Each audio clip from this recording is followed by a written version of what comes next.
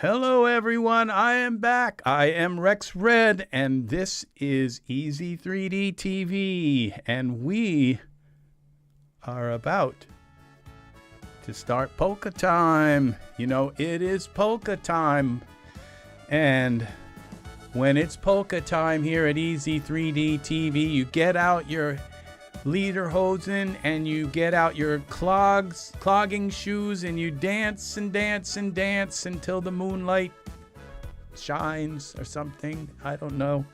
So it is polka time. Polka. Without too much of an introduction, we will get the show on the road. We will.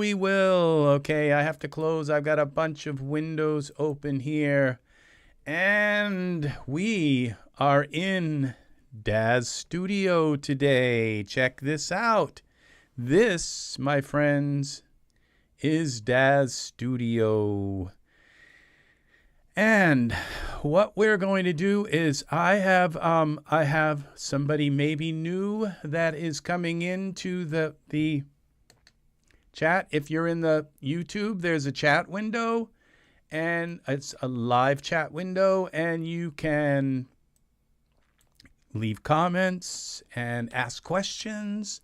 That's what the chat, this is a very open thing. It's for everybody to just add their input. I have a few regulars that show up. They will be here. Probably it takes them a while. Angus will probably be here first. We may have Art here then, and then we'll have Serenity's Gate here, and maybe Eve and Chris Cox and a few other people just show up. If I didn't mention your name, I'm sorry. My brain is just gone kaboomers. So, all right. So this is Daz Studio, okay? It is free, okay? And I will take you to the Daz website. This is the Daz website, okay? It's daz3d.com. And if you go to About Daz, here, the community model software, and you go to Daz Studio, it says free download. And you download it, and from that moment on, you will be addicted to Daz Studio, okay? And do not, there's a disclaimer on this website. Do not blame me for your addiction. Okay? Because I have also been addicted to this website. I have over probably $1 million worth of models that I have bought, but I bought them on sale because I'm poor and I can only afford them when they are on sale. But I have bought about maybe at least like maybe $20,000 worth of them. Okay. So yes. So if anybody's going to show you about Daz Studio, it's going to be me. They're showing a bunch of females. For the guys here, don't worry. There's guy stuff too, okay? It's just that the female stuff sells a lot, but they have some top-notch guy stuff. So we're not going I don't want to talk too much. Let's show you what this program can do. Now this is the Genesis 9 figure. It's the latest figure generation, it's called, of Daz Studio, okay? And somebody has been here. It's the latest generation of Daz Studio.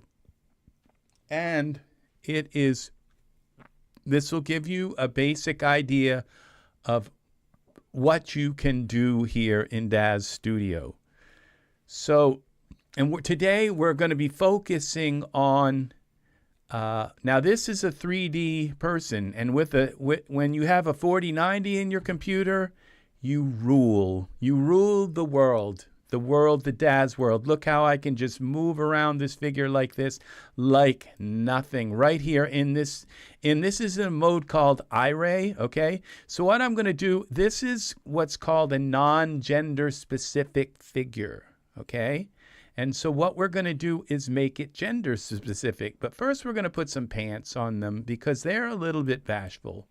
Okay? And so now we're going to give them a shape, a male shape. Okay? And I think I'm going to go with Nego. This is a male shape I created myself. George, welcome, George. Very nice. I hope I didn't scream in your ear. Welcome, friend. I am well. I am well. And it is nice to have you here, friend. It is nice. So he now has Nego's shape. And so we're going to have a fun night tonight, okay? It's 7:30 in the part of the world where I live right now. It's 7:30 at night. So I will probably be here. I'm feeling rambunctious, so I might be here until like 1 or 2 in the morning. I don't know. Okay, so that's what we do on this channel. We just plug right along and we just work. Work is a good thing. Yes, so all right. So this is Nego's body shape. I created the shape of his face and his body and all of the, he from a whole bunch of other models that I use little pieces of called morphs. And so I created his looks. He's one of my favorites that I've created. I think he might have, no, I don't think so. I thought he might have a little bit of Alex Capital's broken nose, but he doesn't. Okay, so Nego avoided that one. Okay, so now what we're going to do is put some skin on Nego, all right, because, you know, he's got to have some skin. All right, so we're going to put skin. So you buy these things. You buy this, the Genesis 9, the first one you saw comes with Daz Studio, okay? A bunch of models come with Daz Studio. And then you say, oh, well, I'd like to have, you know, like a pool, a swimming pool, and I'd like to have a big house, and I'd like to have, you know, all kinds of things for this figure. I'd like to have landscape for this figure. I would like to have all kinds of really nice stuff for this figure to make scenes. That's what you do, is you make like amazing scenes. So I'm going to set this at 16 by 9. Okay, this will give us a nice 16 by 9. Maybe I'll go back, Z, just for a while, so we can kind of see the figure in a little bit more light here, okay? So then, and this is my content library, okay? This is where the magic happens. This is where I have like $1 million worth of Daz models, okay? And that I picked up really cheap, like $20,000 or maybe more, close to 30, I think. We're hitting 30, okay? So, and so in these, you see these products here? Well, in each one of these, there are hundreds of models that I have in them, okay? Every kind of thing you can imagine, hair, clothing, textures for things, and scenes. We could put him in a mafia bar. We could put him in a sci-fi like window vignette here. And it's just as easy as going in here and double clicking, and look where he is. He's in this sci-fi world, okay? And then I can put sci-fi stuff on him. Do you see how quick that came in? All right. And we have where he's in a room now, a sci-fi room, okay? And this is open. It's a hangar area. And then what we can do is we have a big globe around the scene, so we can pick a globe, something kind of HDRI, it's called, to go around the globe, okay? And let's find something that is like stars, maybe. Let's find a starry sky. Okay. Space asteroid, maybe this one. There we go. The space asteroid. That kind of made him look dead. How about the orange one? Yeah, that's a little better. Okay, and so, but let's get rid of this. We'll get rid of these cameras, and we will get rid of the sci-fi vignette. And what we're going to do is, now let's see all the asteroids. And now, is this not cool or what? Okay. So we could put him in a spacesuit floating around. Okay, well, that would be kind of cool, wouldn't it? All right. So, yeah, there's a big, that big rock just missed him. So, yes, Angus, you are here, my friend. You are here. Welcome, welcome, welcome. We are having an evening here. So what I'm going to look for here, we're going to go to another kind of sky, maybe. We're going to go for maybe one that will work in a desert. Okay, maybe this one. Let's see. Yeah, that will work in a desert, I think. The kind of desert that I want. We're looking for a sun, though. Where's the sun? Where is the sun? I think that was the sun. Oh, there's kind of like a sun. But that's not what I want. I would like the sun to be in the bright area. So let's find one. Okay, how about this? Okay. I have a bug flying. It looked like a flying spider, but I don't think spiders fly. Okay, that is exactly what I'm looking for. Okay. My figure is going to be like over here. And there's going to be a big, gigantic, like, city here, like with a tower city. And then we're going to be working with lens flares today. So he's going to be standing on a sand dune that goes down into a city. Okay. And looking down in, see, like, he'll be looking, we'll turn him a little, or maybe we'll turn so he's looking down in like this. Okay. And we'll rotate our environment map so that it comes over here. I cannot believe I was able to do that in iRay. In iRay. Okay, here we go. So I think what I'm going to end up having to do is like something like this, and go like this, and like that. And then we go like this, and like this. And that is going to be our picture. Okay, so we need a dune. Let's see. What does dune come up with? Here we go. Render. Okay, I don't know that I want that. Prop. Sandstorm volume. That's not what we're looking for. Prop. What's this look like? Well, that's kind of like a dune. Let's see. How about this one? All right. Z. How about this one? I guess I can move this around. Okay, sand dune tile, 5 instances.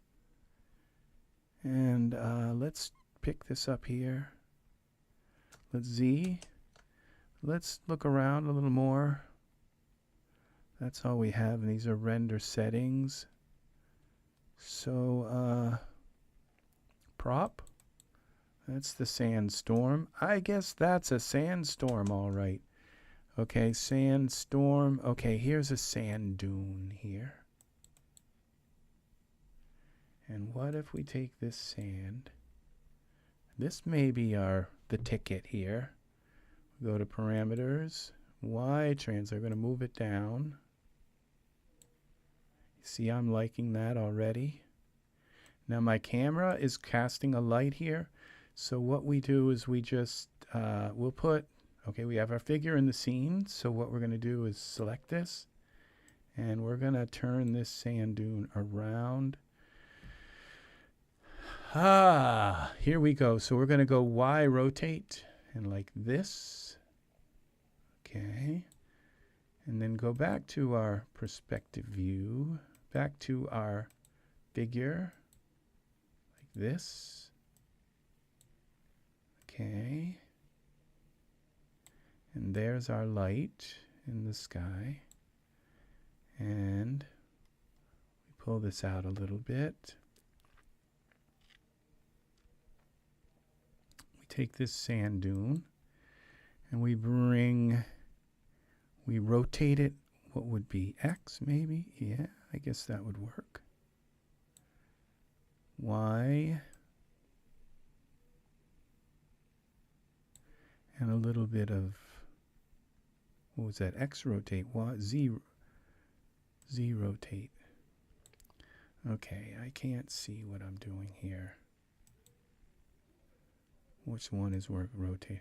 That's the one we want. Okay, like that. Now let's go back in here. Okay, a little bit less like that. Oh, we got the wrong guy selected here. Okay, X. All right, that's what we want. And like this. Okay. And then we go Y translate until he's standing in the sand. All right, save this as, we're going to call this Utopia. Utopia. Okay, because it's going to be a beautiful, like, castle kind of city here, okay? That is what we're working on, people. Happy clouds. Happy clouds. All right, so I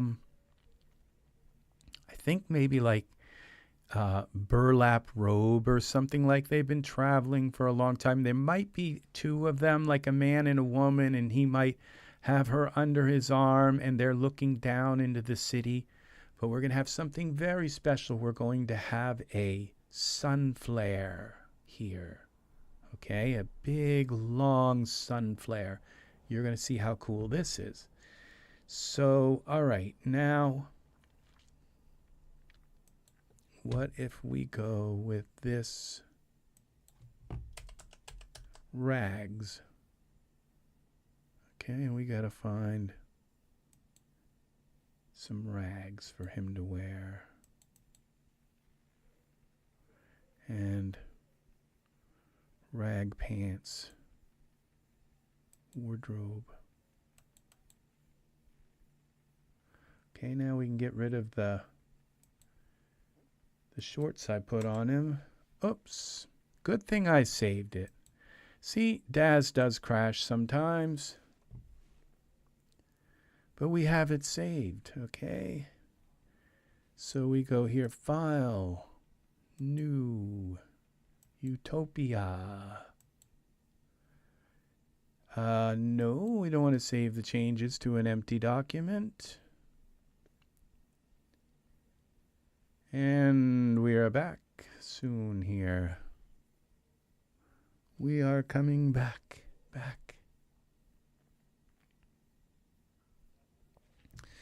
All right.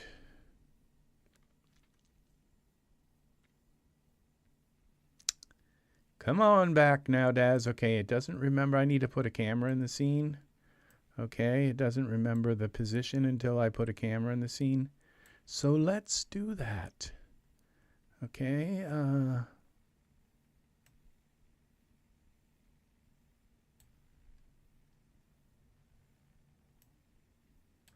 create a new camera, and we're going to take it from our perspective view so it will mimic what we're seeing right now.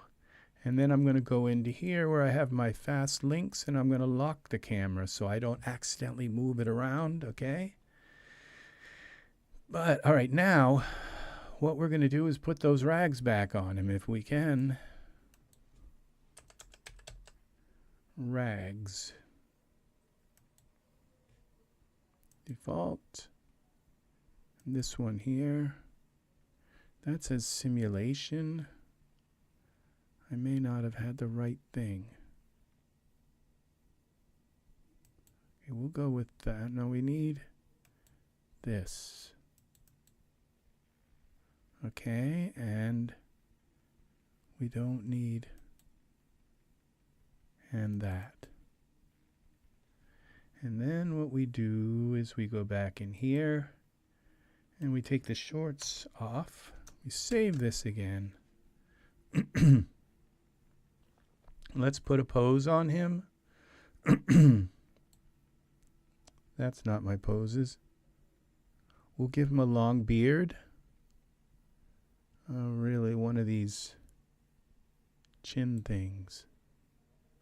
I think I just put it on something else. Z.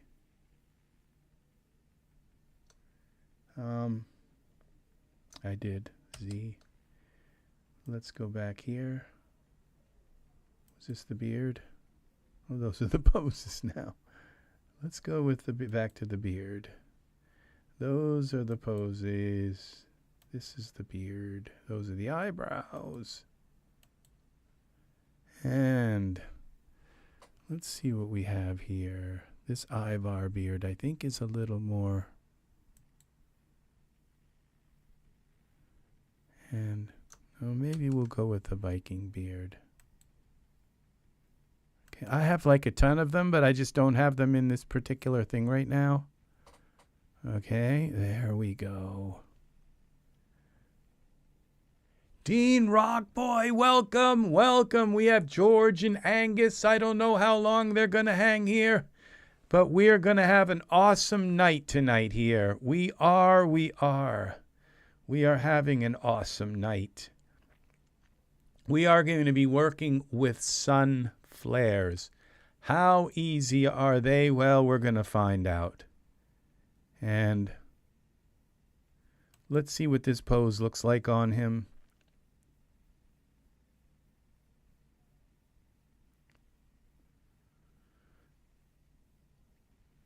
All right. Well, that kind of works, but maybe we can turn him a little bit. Parameters. I think he's kind of already in his pose. Why rotate? We're going to rotate him around like this, maybe.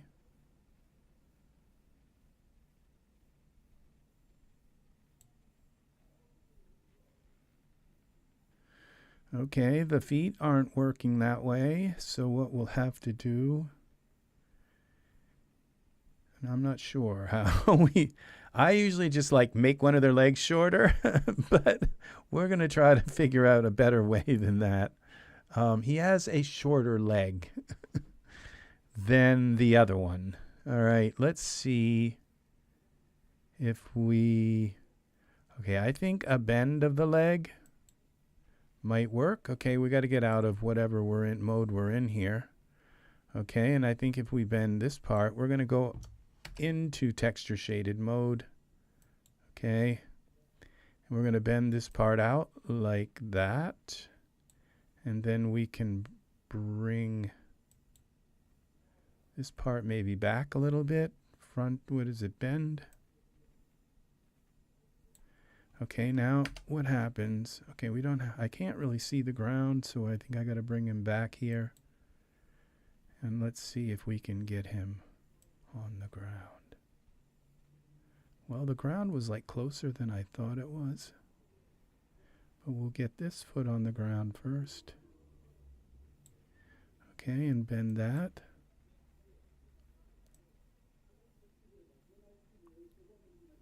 Okay, there's one foot.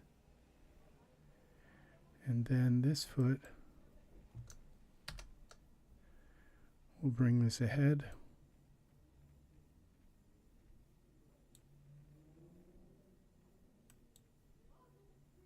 Twist that.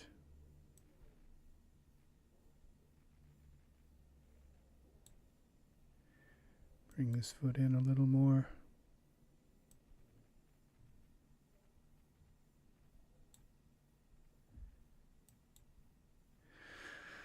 Okay, you can't walk in the desert. Even poor people have to have sandals in the desert, you know, or you'll just end up with your feet like so. We have to find some sandals.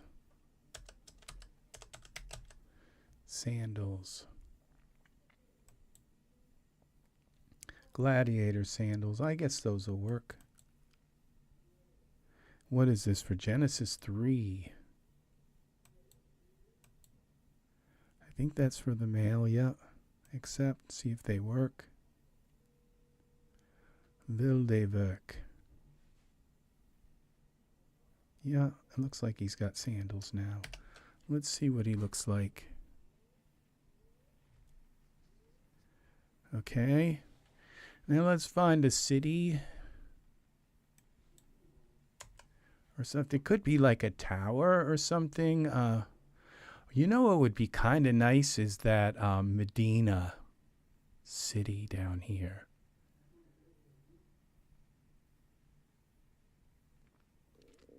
Let's see if we can fit it in there. Medina.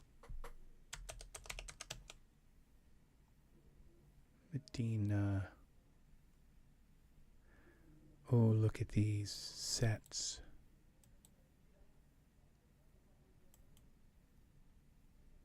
Explore product.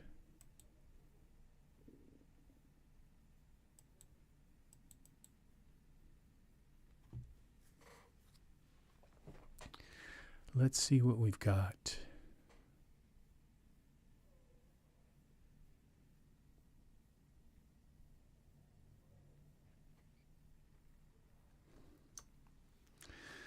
Okay, we got to go out of iRay.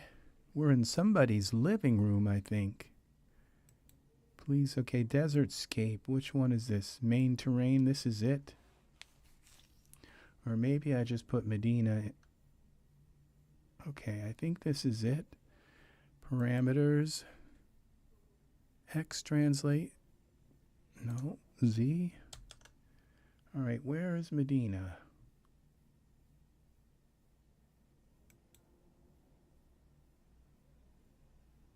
Okay, this is the desert cityscape terrain. Z, X. Okay, we want this back here like this. Y translate. Okay, Y rotate.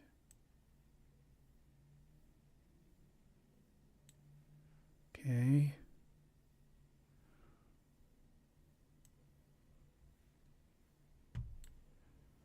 This way a little more. Where is the main city? Okay, I gotta zoom out and find the main city on this thing.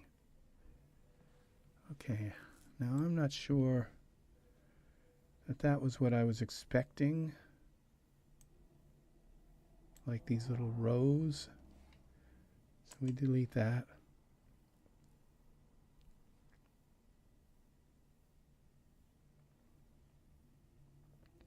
It's going to take its time to delete, I think. Sometimes things do. Oh well, it's possible to save the lens flare as a PNG. Yes, once you render it, you can save it as a PNG. You can save it as a transparent PNG. Okay? Yes, it is. Yep. You're going to see this lens flare is amazing. Amazing. It has probably about like 50, maybe 30 maybe different transparencies all stacked in a row. And you have your light source in the back, and you can like pull the light source around so that the lens flare comes at whatever angle. Wait till you see. This is going to be amazing. So we're just having a little bit of trouble trying to get this Medina scene to delete out. I think this will be beautiful if I can get that. Or, you know, even a Greek, you know, city, something like with those white kind of Greek buildings would be nice. So I don't know that this is going to, I think this is going to just kind of sit here and freak out. because it's not deleting for me today. Medina.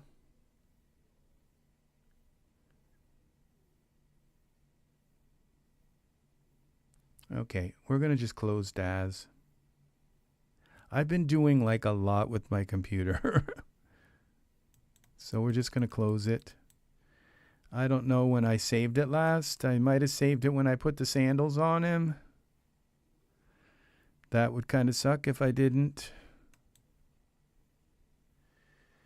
Let's see. Yes, you can. You can. This background, if you'll notice this background when you open Daz Studio, okay, here, this background is gray. It's actually like checkerboard. So anything you put in this scene, you render, and it will be saved as a transparent PNG. So anything you make, whether if it's an animation or an image, or you can put a sky dome. There's already a sky dome here. The sky dome is transparent unless you turn it on and put something on it. Other than that, it will render as a transparent. Okay, let's now go back to our scene. Now it looks like I even saved this. I don't know when I saved it. No. Okay, let's see what we've got. What do we got? And that is a very good question. That was a very good question.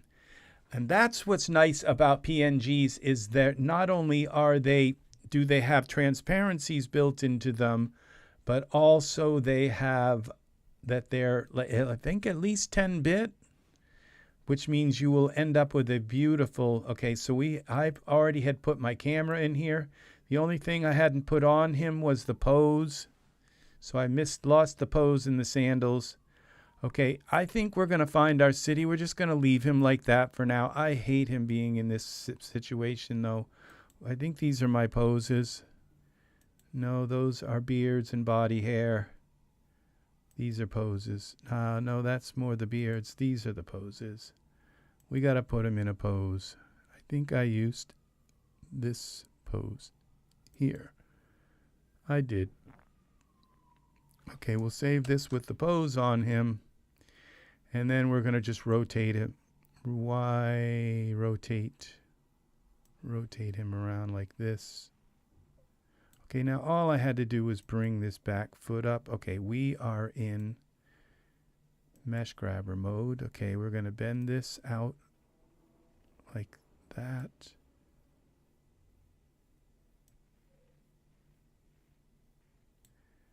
And bend this leg back a little bit. Okay, Z. Bend the leg back.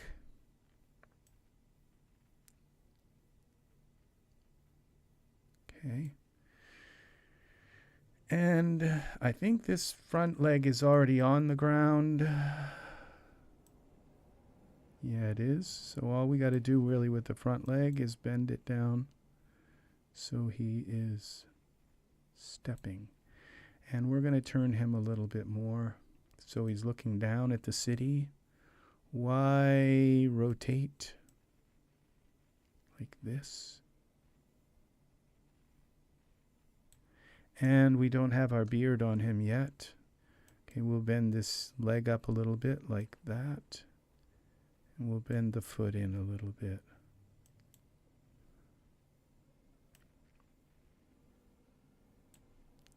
Okay. And save this. Let's find our beard, our Viking beard. Okay, I got to make sure I got him selected or I'll end up putting the beard on something else. Okay, there's our Viking beard and hair. And then all we need, okay, we save this. And we work at this piece by piece, sandals.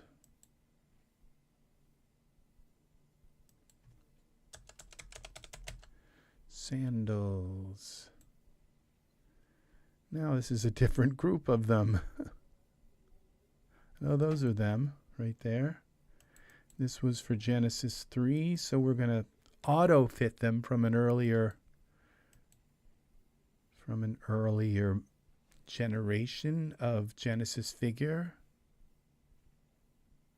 Okay, now those look pretty cool. Save this.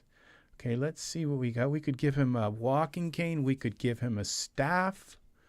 We could put the staff in his hand. We can edit his fingers. Okay, so we're going to go now to, we're in our camera mode, right? Okay, let's go to iRay and see what this looks like. Now I have a background image.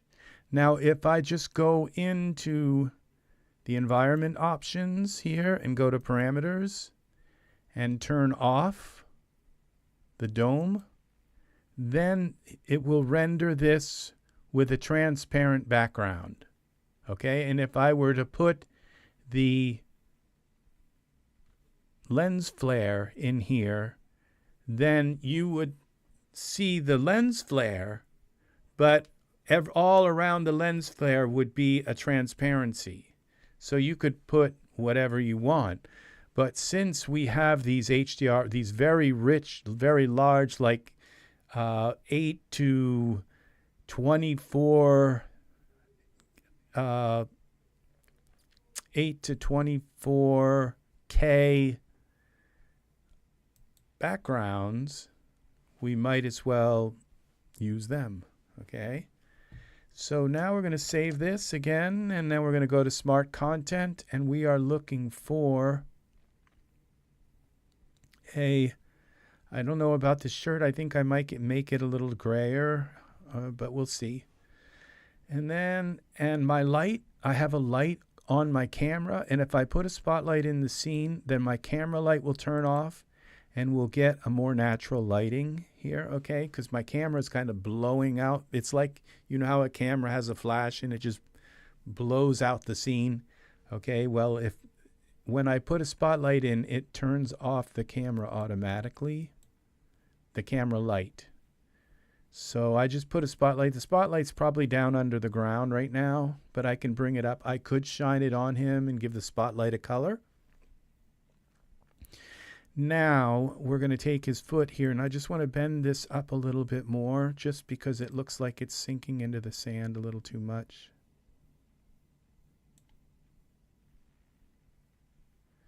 Okay, it looks like now it's above the sand, but it's better than it was, but let's see.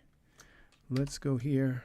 Control L turns on a light that's in texture shaded mode. It's not in the scene. Okay, I think I have his toes. That's what I'm turning. It's not his. That's why his toes look like they were kind of messed up. Okay, I still have, no, I got him. To compensate for the bottom of the sandal. Okay, so we'll save this. Now, there was something I was working on before we got crashed. We were looking for a city. We were working with maybe Medina. I still like the idea of Medina because it's a desert place. You know, it's a desert. Oh, look at the Medina castle. We could almost just put that in the background, but I think we need a city too. And we could maybe go with some of this clothing here. Look at this. All right. So these are props. They may actually be people, and they might be actual, what would you call them, billboards. They're not actual 3D figures. But let's try one of these. Now let's go with this one. That's a pose for the Medina. Okay, so you select the Medina set, and then you can put different poses on it. That makes sense. That's a 3D light one. We want an iRay one. Okay, let's see if we can put this in without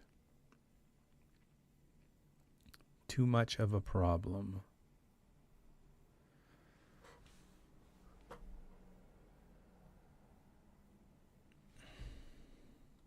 Okay, we're going to save this again so I don't have to look up Medina again. The desert scape terrain. Go to parameters, and X will take it back. And Z will take it over this way.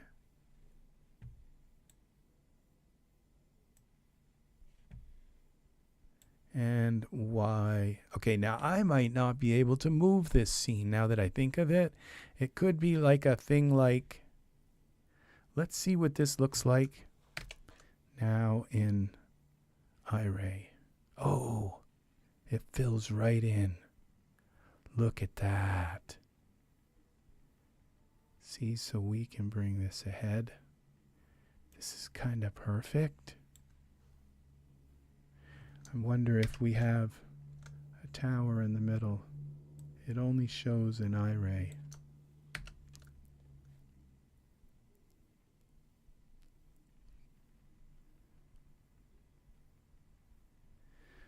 Okay.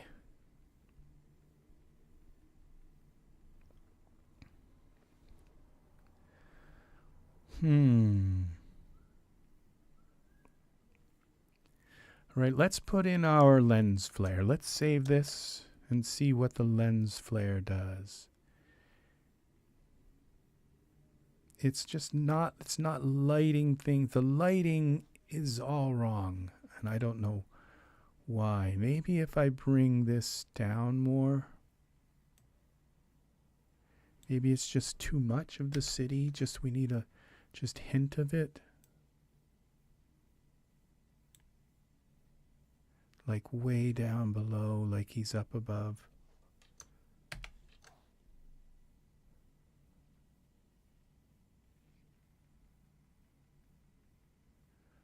Okay, this isn't working because we have these mountains here.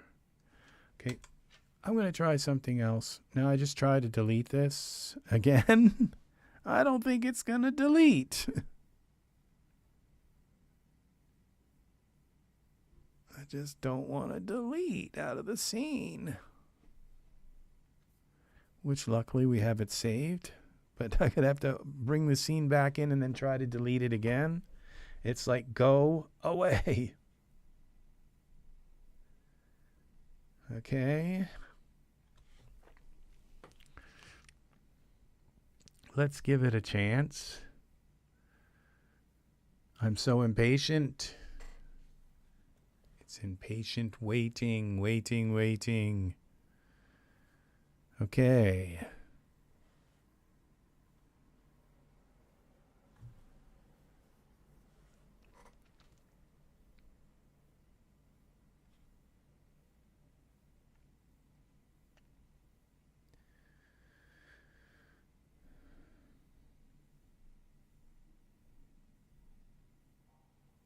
Well, I'm going to wait, give it a moment here, folks. I'm going to go get myself a bottle of water.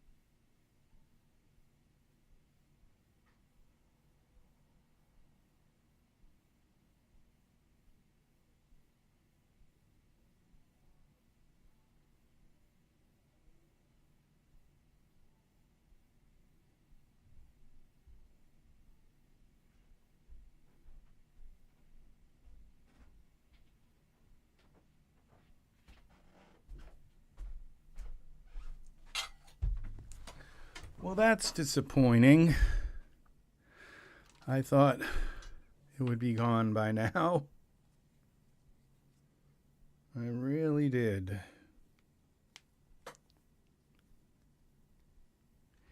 It lets me move it around, but it just doesn't let me delete it. Okay, it's sitting there just thinking.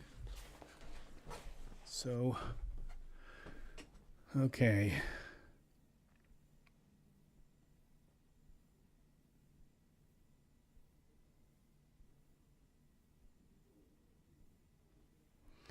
instance. Oh, I know something else then. Okay. All right, I think I know what's wrong. Okay, it says please use render setting instance optimization. And what that means is that you have to go into the render settings and set it to memory, close the program. And when you set it to memory, it loads all those instances instead of into the video RAM. I think it loads them into the system RAM. I'm not sure exactly how that works.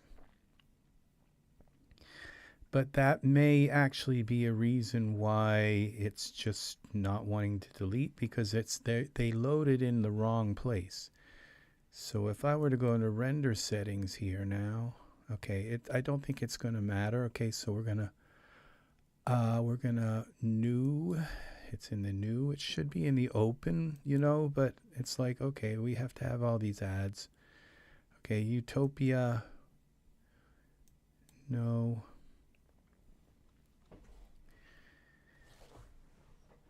Oops.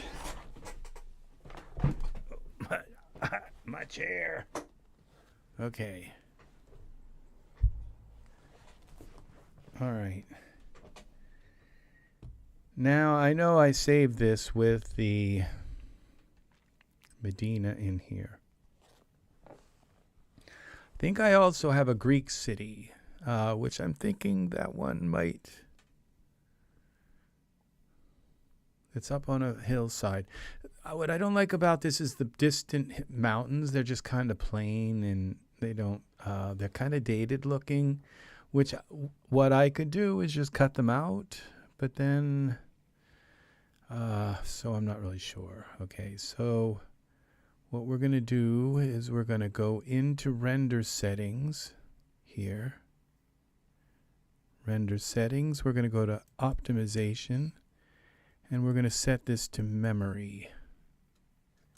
Now we're going to save this. Now if I were to close this out.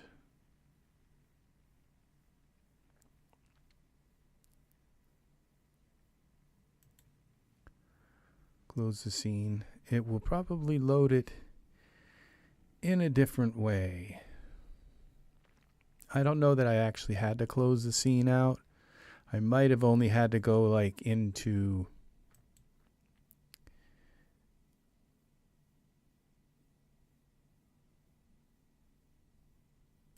array and out of it again. But now it's got to empty it out of the scene. There we go. Wasn't too bad.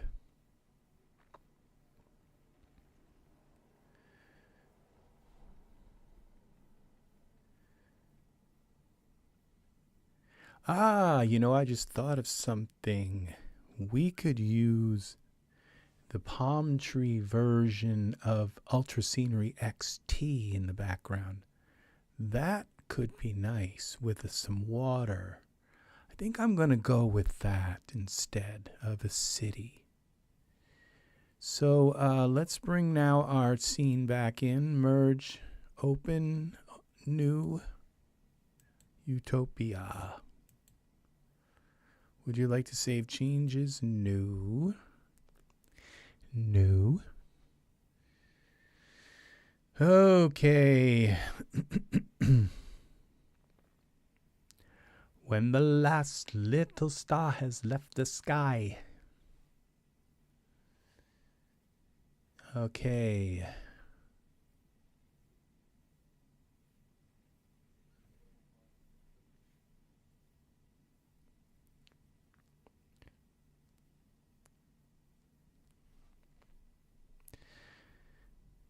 All right.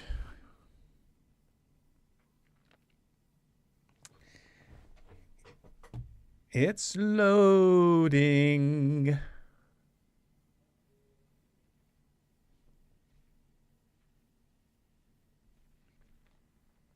Okay. All right. Now we're going to go out of iRay, just in case that's making things even worse. Control L, turn on the light. Now we might have to delete little parts of this out. Let's try just deleting out the 50 million cameras. See if those will go. I'm not going to be pleased if I can't delete these things out of this scene.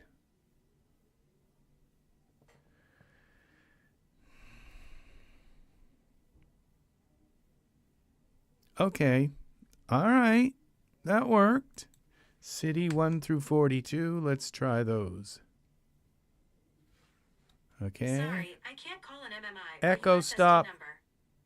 I don't see an echo in your contacts. Who do you want to call? Siri, stop. No problem. I won't.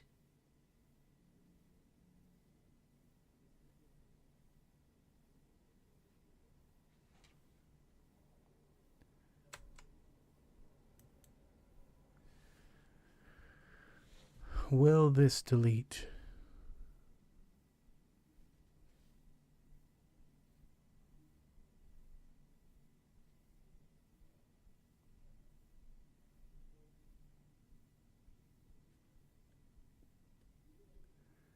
Wonder where Art is tonight. There's no Art.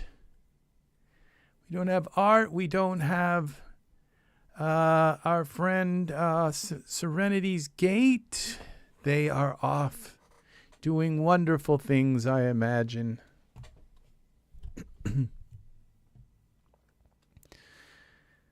Okay.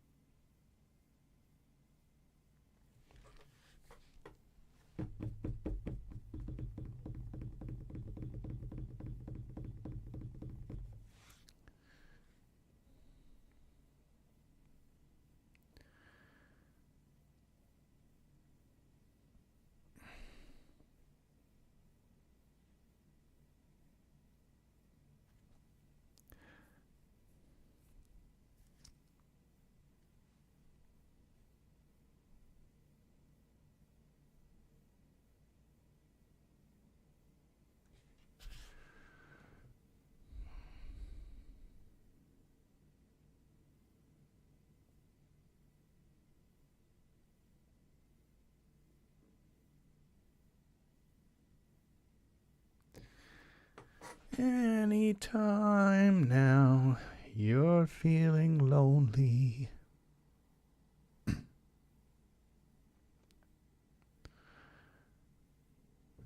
Okay.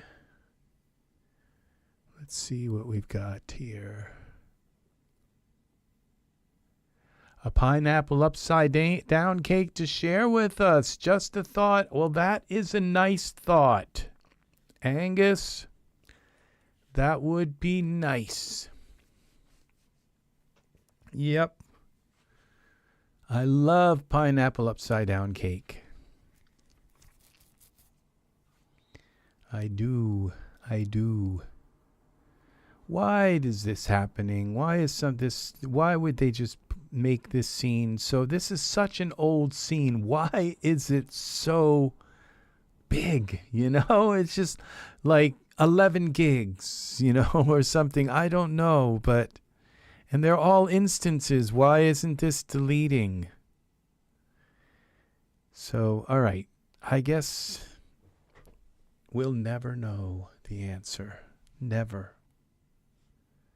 No, as long as we wait. So it's like my scene, it's like ruined.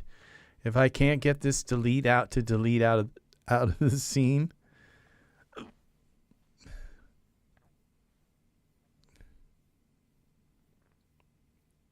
You know, I would imagine that what I could do is like save the scene uncompressed and go into it with a and edit it out, you know.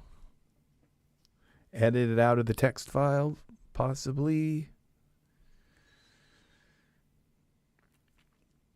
But you know, that's really ugly.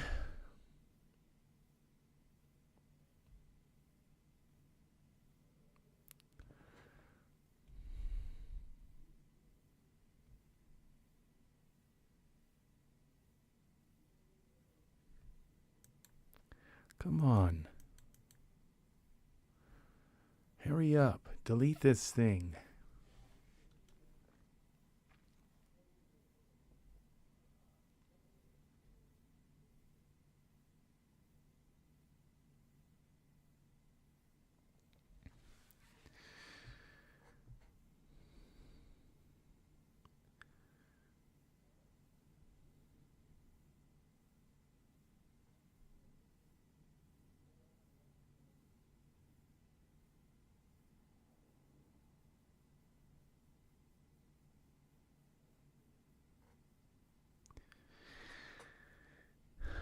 There are so many little tricks to using this program. I don't know how people or myself, I don't know how we manage, because this program just gets so complicated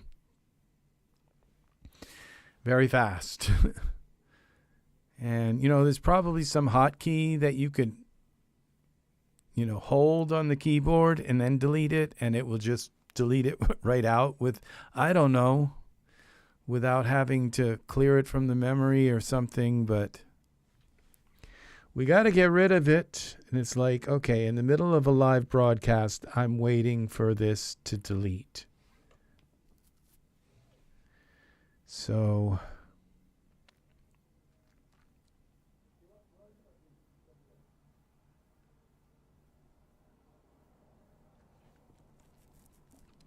I'm wondering if I load it into the beta,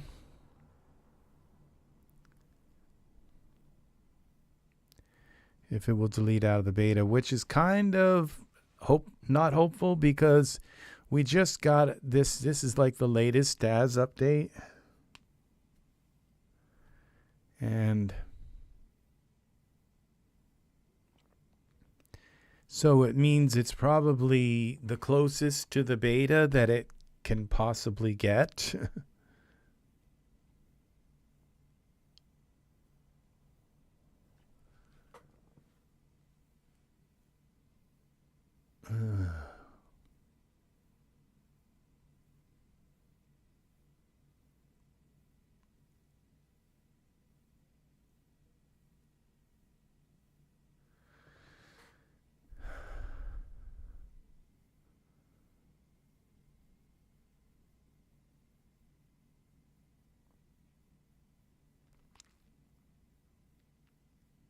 Okay.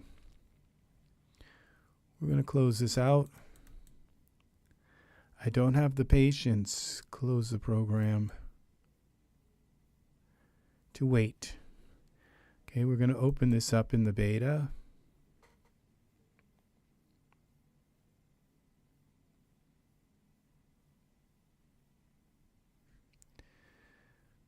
File, open.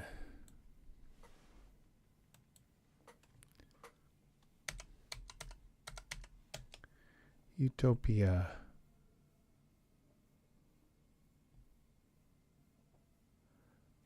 Okay, I don't think that's where they are.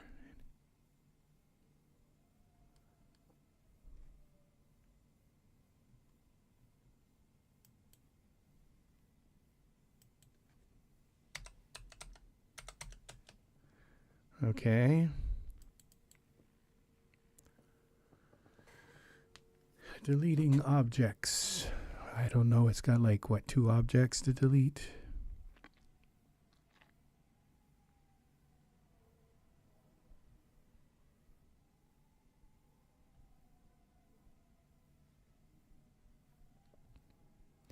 If I can get this, now I don't know if I can bring these things back and forth. Like once I open it in the beta, can I just like then open it again? Is that going to cause problems?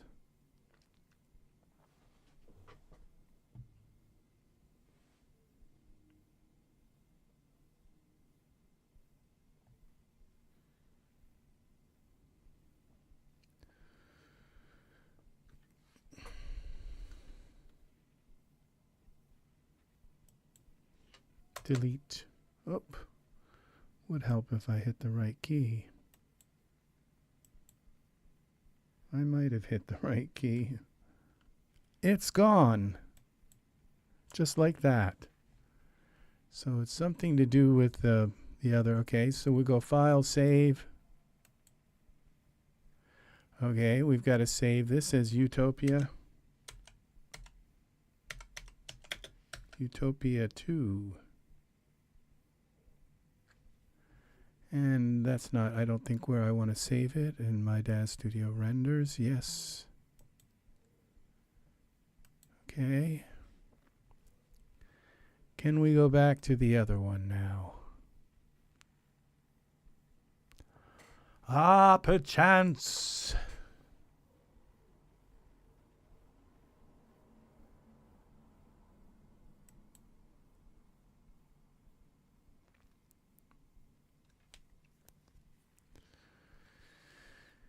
All right, this is the other. This is the public build file. Open. New.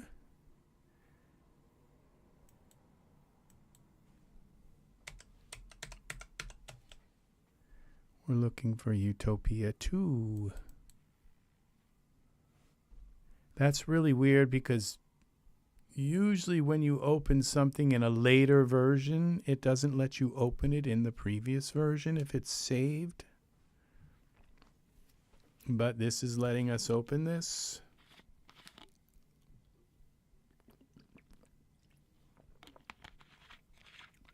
I think that's the magic of having them both having they went down the wrong pipe. Them both having the same content library. Okay, I'm sorry.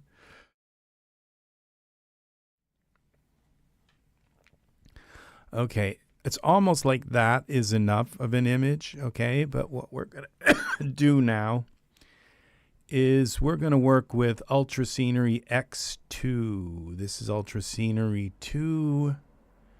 And we're going to do the X2 because I believe the X2 has a palm biome, palm tree biome. Okay, so what would be in window? Panes. XT. Let's put this here. And we're going to go like that. And then we're going to make a save location, which will be browse up one. Okay, my saved items. Okay, we don't want this in Ultra Scenery 2. We want this in an Ultra Scenery X2T. So we'll do it like that. We'll go new file.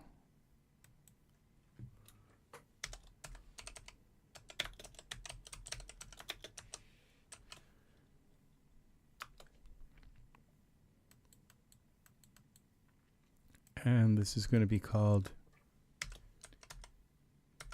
Utopia. Select. Okay. So we have to move things around a little bit, but I guess we don't. What we got to do is bring the ground down. So what we go is maximum altitude 50. And there we go. Now let's go 30. 20, 10. Okay. And then let's pick a biome.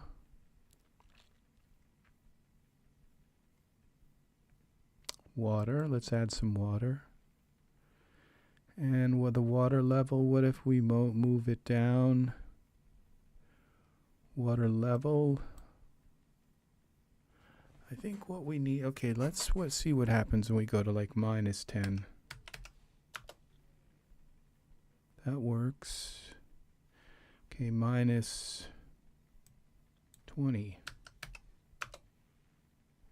-15.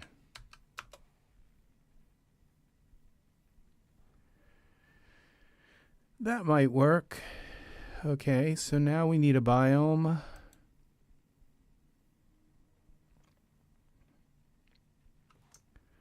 Let's save this.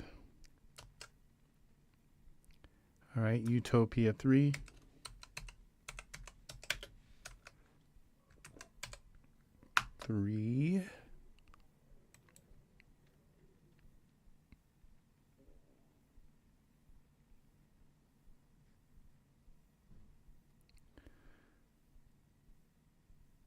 Utopia 3.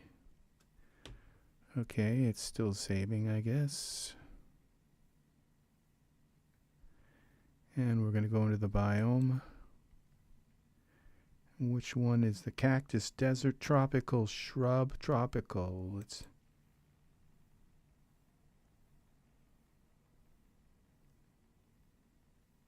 I keep getting connected and reconnected to the chat, which might not be a good thing.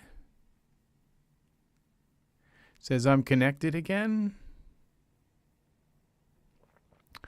Ah, perchance.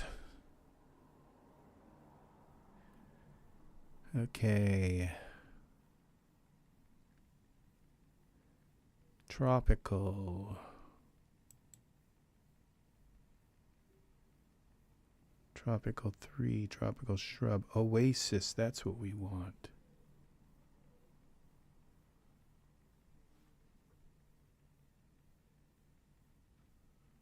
And then we have to set, go up in here. We have to set, okay, our biome.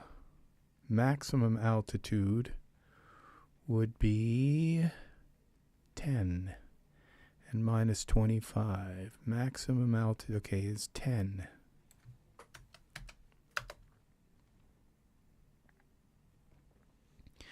And then we're going to see, and then the water level is what? Water level is minus 15. So the minimum altitude of the trees would be like minus 14. Just a little above the water level. Okay. And then we do a quick render. Let's save this. Let's see what... Okay, this is 2000 render. Okay, so it should be okay.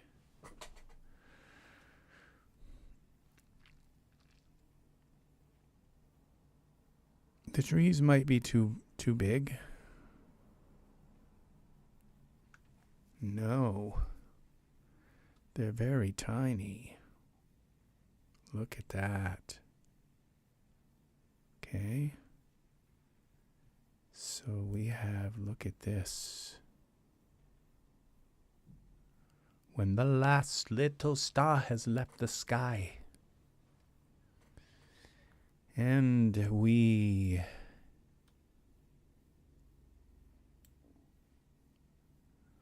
render, yes. Okay, this looks cool. I can deal with that. All right, so what we're looking for now is, save this. We are looking for our sun flare. Okay, after all of this, now we get to skip to this part. Okay, so we're going to go into presets and we're going to type in flare. Okay.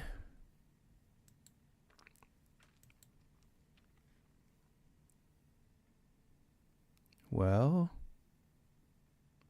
oh, we're in simulation settings. That might be why.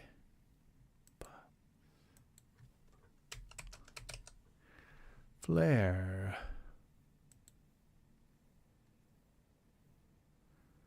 Okay, we can find this way also.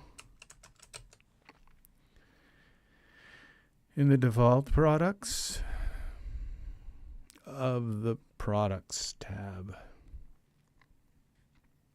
There it is. Lens flares. Props. Lens flare full set. Okay. Now we have to look through the camera. Okay. And it says here to position the camera, select me. Okay, so we're going to position the camera over here.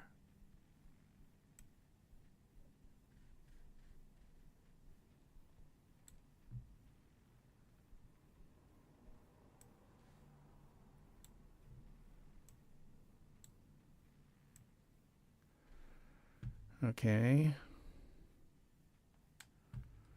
Kind of like this. This is, I'm really twisting this thing out of shape. But now to position the light. Okay, this is to position the light. We're going to have to use the parameters.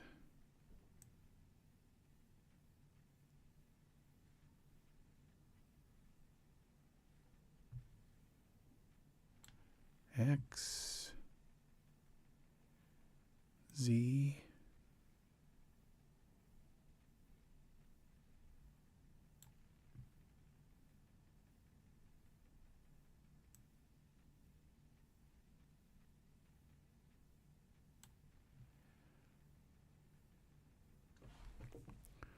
Y translate.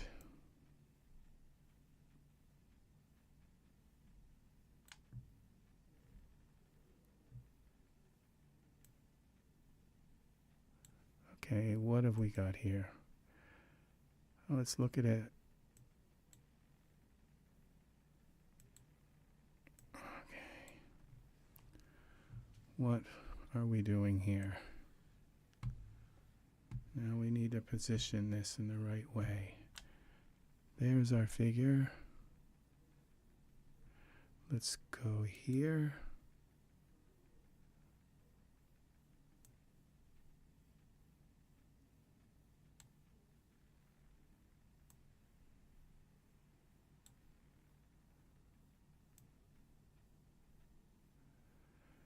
Why is this doing this weirdness?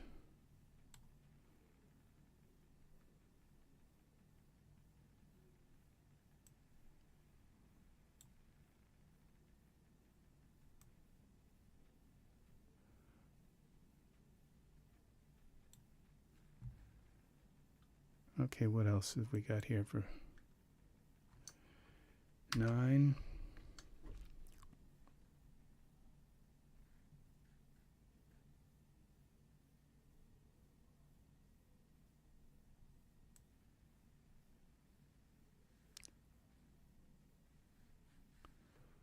We're going to bring that in. Y.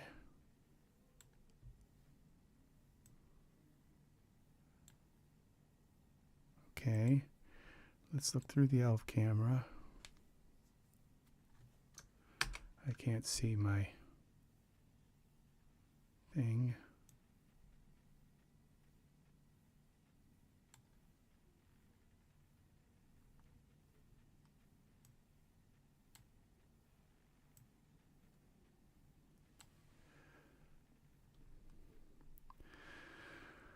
Okay, I think I did something wrong here. Let's take that out. That's weird. It just like throws me off into the middle of nowhere. Okay, so we're going to try doing this again.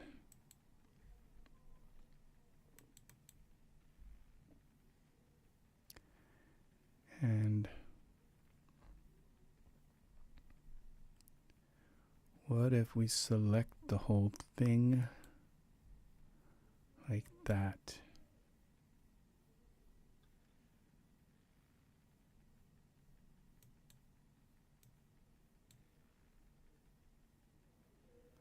Okay, we have this like this.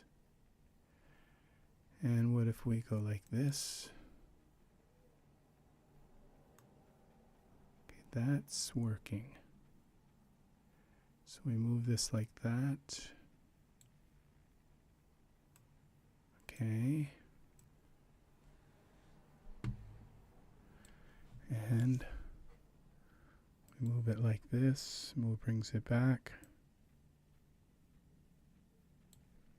If you don't do this right, it won't work.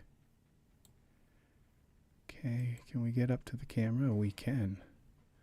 All right, we're gonna, now this is our other camera.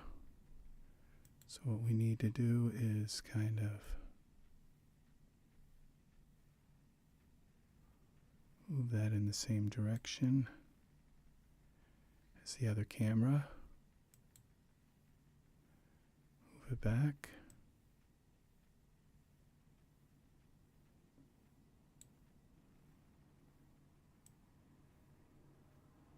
Down.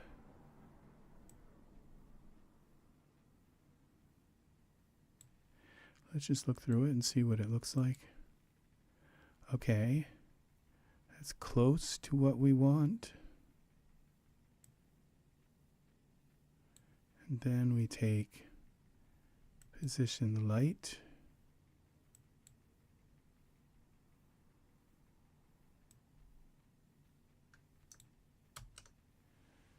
Okay. That didn't do what I kind of thought it was going to do at all.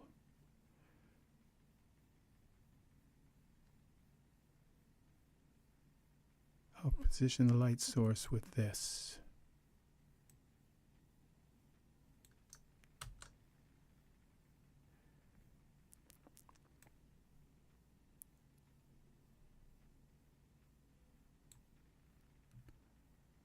Okay.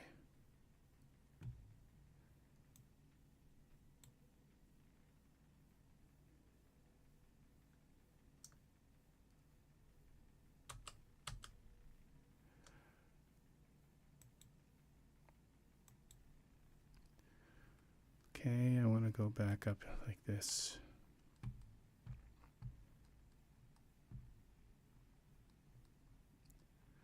Now this one says to position the camera, scale materials, okay, to position the light source, okay, so, and we have, okay,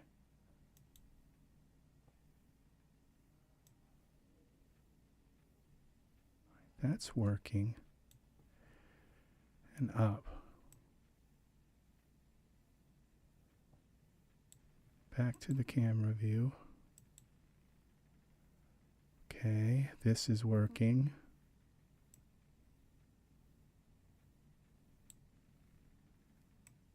Up.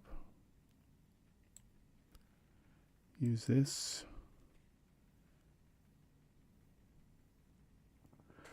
Okay, I would say we've got something here.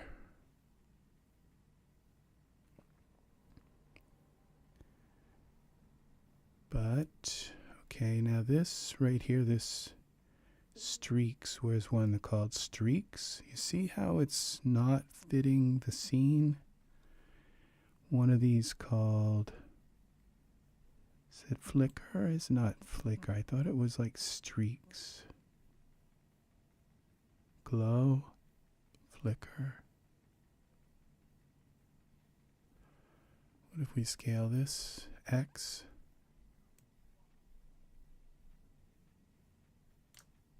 No, that's not it. Then it's not. Oh, that's this light here. The flicker is the light. One of these. Okay, cameras. Null target, glare, streak. See that? We scale this one like this. See how that brings the streak to the edge of the. See, that's a little tip for y'all. Okay. And then we go here. Okay, Z. This will move my camera. Okay, this way.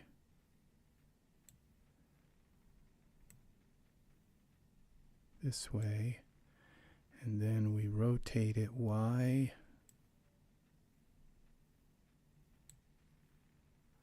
Okay, now that's my other light.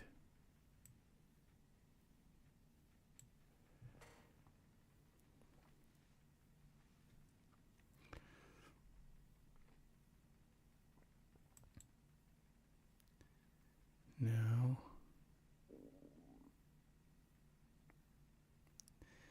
position light source.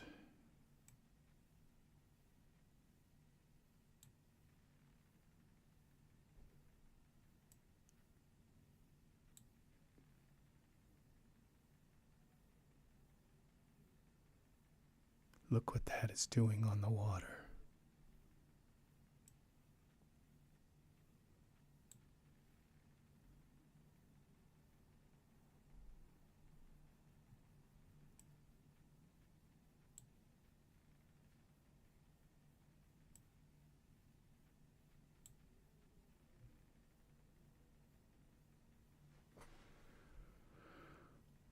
Okay. The effect isn't quite what I wanted here, but let's see if we take our environment down to like 1.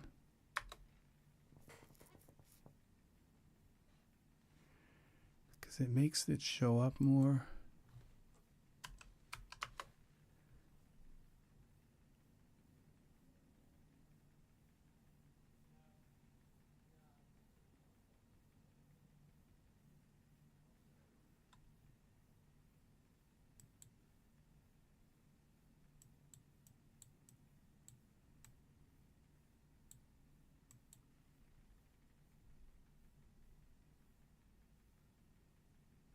Okay.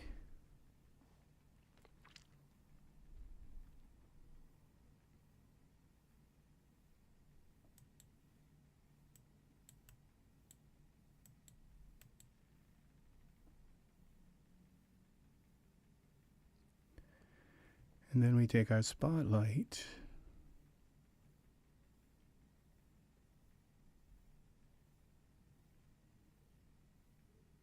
Spotlight.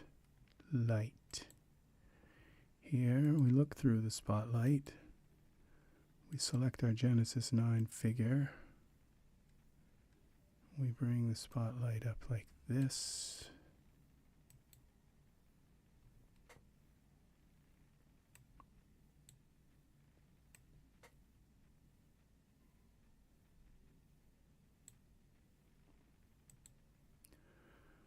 From the camera, we'll see how that works. Kind of like the light coming from where it's supposed to be coming from, so now we add some power to the light, some lumens.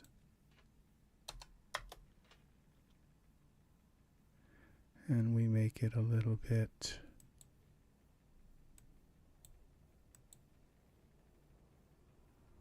temperature.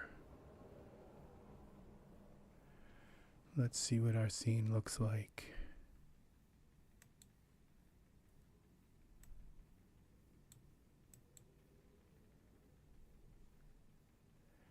And we take our light flicker.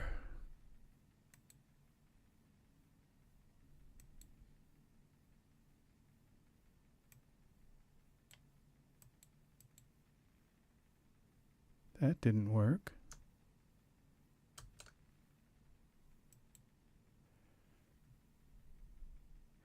Okay, it might be because we have to change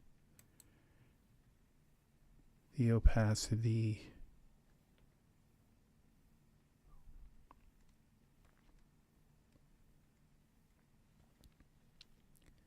Emission. Render emitter. That's not working at all.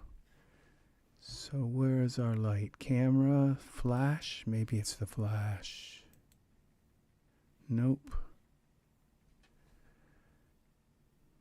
Starburst main. That is not a source. Glow.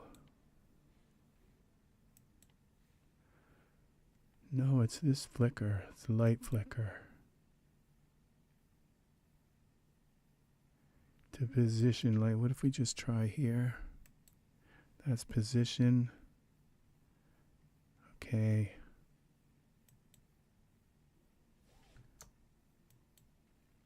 Okay, that's our starburst. Which that's what we're kind of thinking is a starburst. Okay, we go to surfaces for the starburst. If we just take, I think it did change the light source, but the starburst is a transparency. So what we do is we go here to the emission here. Starburst. Okay. There we go. That's our man. Save this. Now I think the light on him, the spotlight, looks a little green. I'd like to be a little more red. So we go here with our spotlight.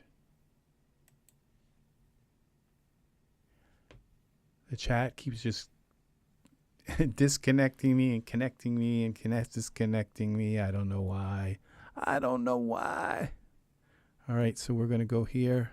Spotlight down here. Yeah, see, that looks a little green. Bring it over towards the red a little more. Yeah, warm it up. Okay, and let's see how this renders now. It'll show us our trees.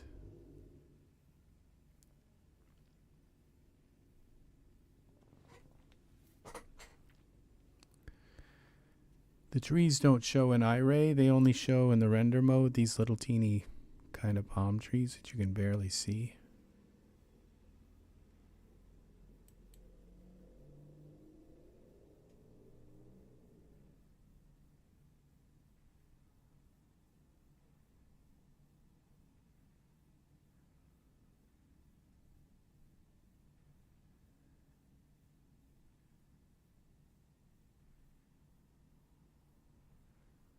Okay,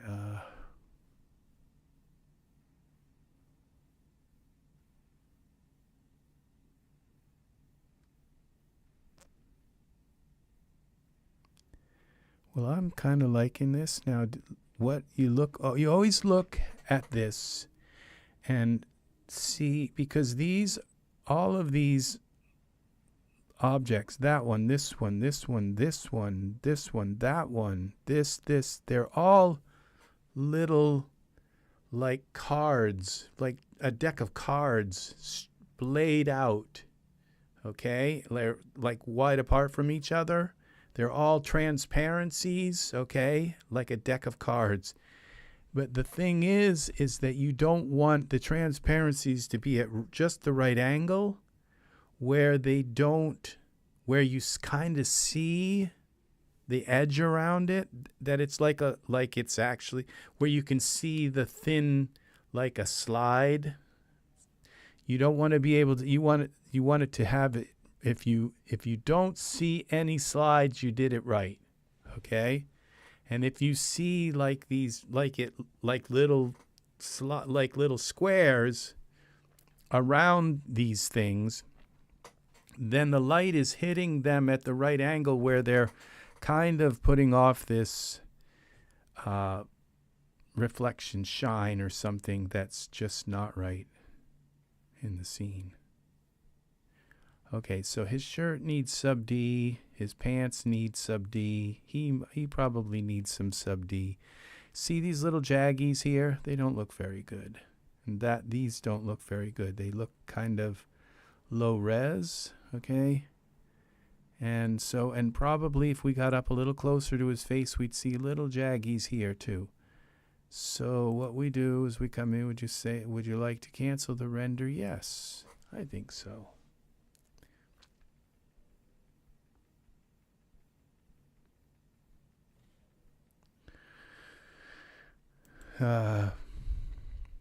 Okay, I might call this like Utopia at night or something. And I was thinking of putting some kind of tower down here. I don't know. But okay, so we take and go to his clothes, all right? And first we go with I think if I put it on his shirt, it will put it on the pants as well, but let's see. Sometimes it does. Okay, and I don't understand how it does that. Slept in that has not, oh no. Okay, so maybe, okay, we go into surface. I think it's parameters actually. We could see maybe this, it's at base. Okay, we want to put that at high resolution. That's what we want. And the same for the pants. We want them Okay, see, it automatically set them to high resolution. And the sub D, we could bring that up a little bit. All right, the sub D on the shirt and the, oops. Okay, sub D here. Sub D level.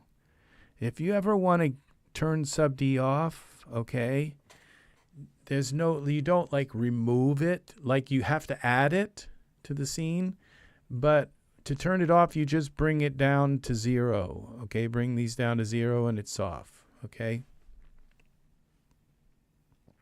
See how that looks smooth now?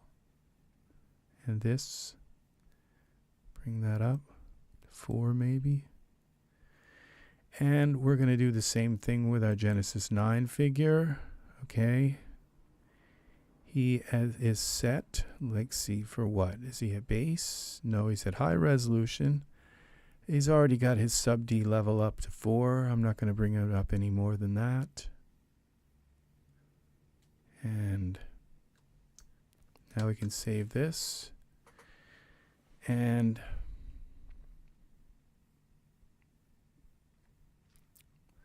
what if we just give a little bit more to the sky?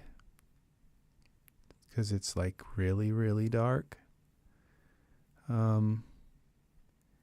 Where's our sky? That would be in the environment options.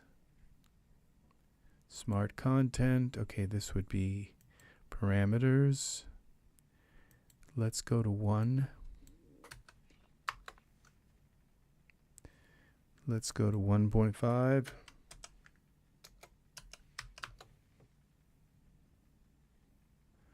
Okay, let's go to 2.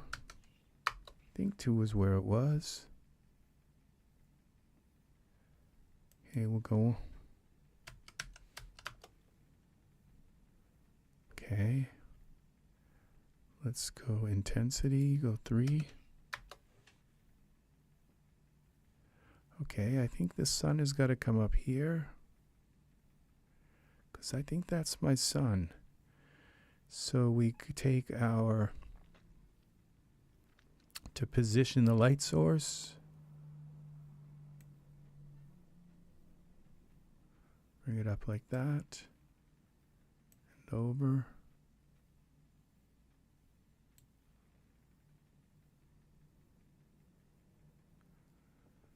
Okay, and we take this. Okay, our camera's locked. Okay, I'm looking through the wrong camera.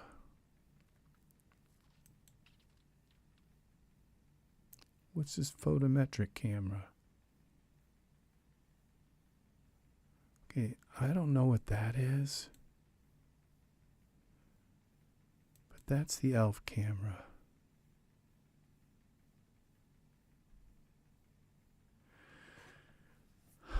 Okay, that's kind of interesting that we can place this in the sky like this.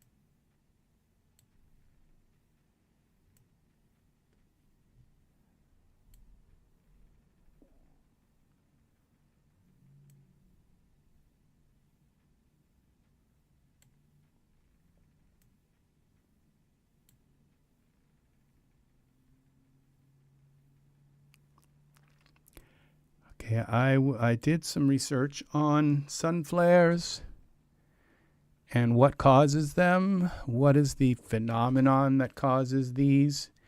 And this is like the shutter speed, the shutter shape. The shutter is sometimes shaped like an octagon.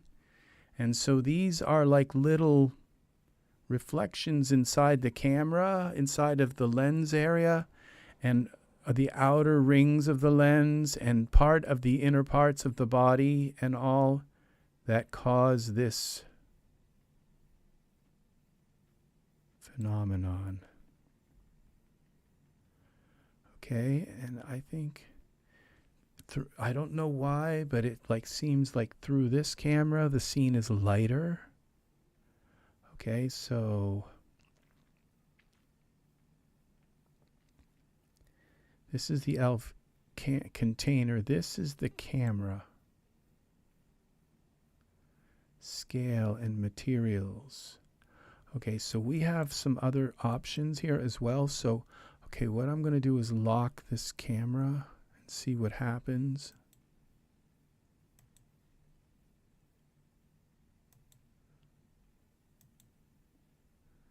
Well, I don't think it liked me locking that. All right, so, okay, now we have materials that we can also use here, materials. So we can do something with,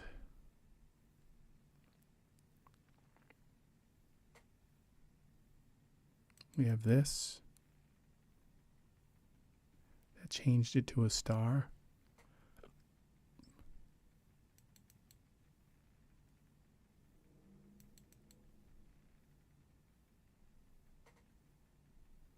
This is a red. It's not changing it very much.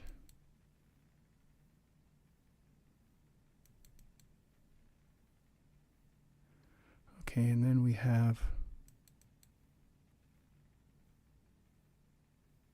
okay, I kind of like that, but I think with this one here, and then we take our camera, it says position light source, okay, so we go parameters,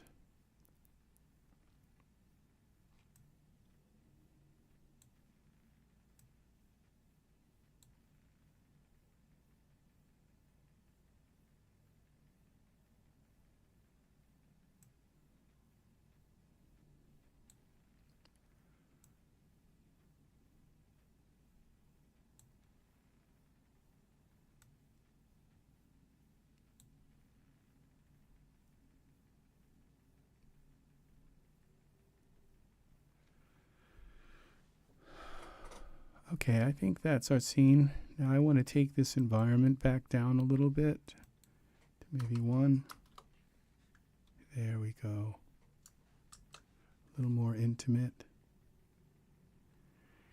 And I think that's our scene right there. Oh, we want to make this yellow, the hoop that was called the sunburst main surface. Okay, that shouldn't have an emission color. That's, which one is that? Yeah, that's our sun. It does have an emission color. Serenity's Gate, you made it. Yeah, I'm getting a little bit kind of tired. We might take and end this a little bit soon. I don't know. We shall see. But I'm here for now. Okay, Z, I don't think that works. We're going to go down here to emission color. Very nice that you are here, friend. Very nice. Oh, that's the color we want. Okay. That makes it seem like it's the color. All right. So we are working with, and this is the product here. It is called Flares, something Flares. Camera Flares, F-L-A-R-E. Don't spell it F-L-A-I-R or you won't find it. Don't do what I did, okay? Epic Props Dynamic Lens Flare. Okay, this is your lens flare product. Welcome, Eve. Welcome, welcome, welcome. Do you people have this product, okay? It is a product very worth looking into and using. Now, this will show you, give you an idea. This is what the product is. You have a camera on one end, okay, and then you have this light, and then I guess you have a couple of these. I didn't quite realize there are a couple in behind, okay, and these might be the sunburst, or I think what happens is the camera, and I'm quite sure it doesn't point at the light doesn't point at the camera. It looks like it is here. But I think what it does is it points back into this area and then reflects back in. I'm not sure. But I might have just had it backwards at one point. But I think the light actually goes. And once you get really good with this, so you move the light source, and that moves the whole back end of this. Or you move the camera and that moves the whole front end, and they're all connected together. Okay, they're like parented together in some kind of really clever way. Okay, this is an amazing product. Okay, and it does seem to work with the latest version. So, but this is basically it. So what you can do, okay, is you can take these little cards here, and you can just load your own transparencies onto them. So if you want to experiment with this and have this whole train of like flares, you can create your own layer of them by just working with each transparency. You can turn them off, you can delete them out. You can, so there, each one is a separate object in your scene that you can turn on or off, and you can create some really cool stuff with this, okay? Now you see in the bright sunshine, you don't see them very well, okay? And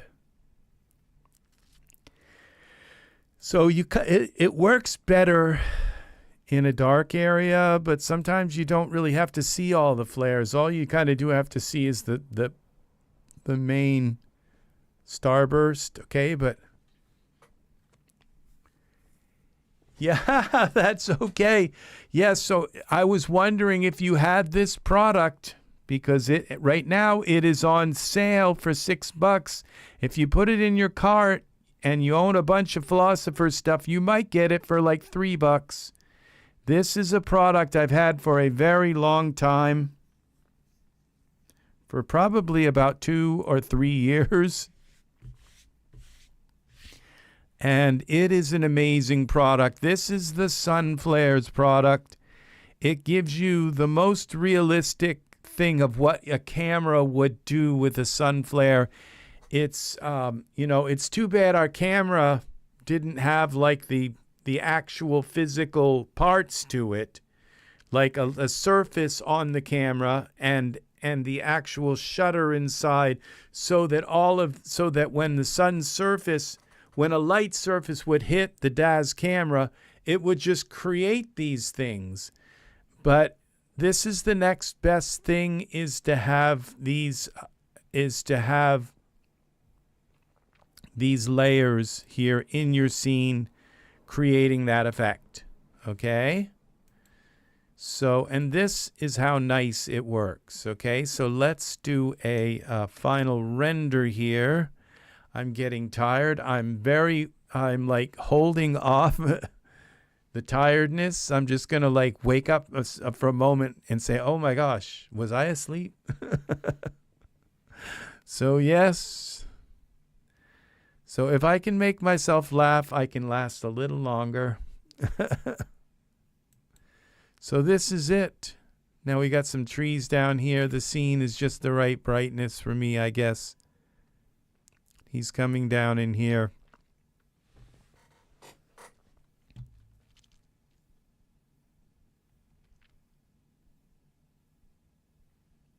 Yeah, so this is our Oasis. He looks good.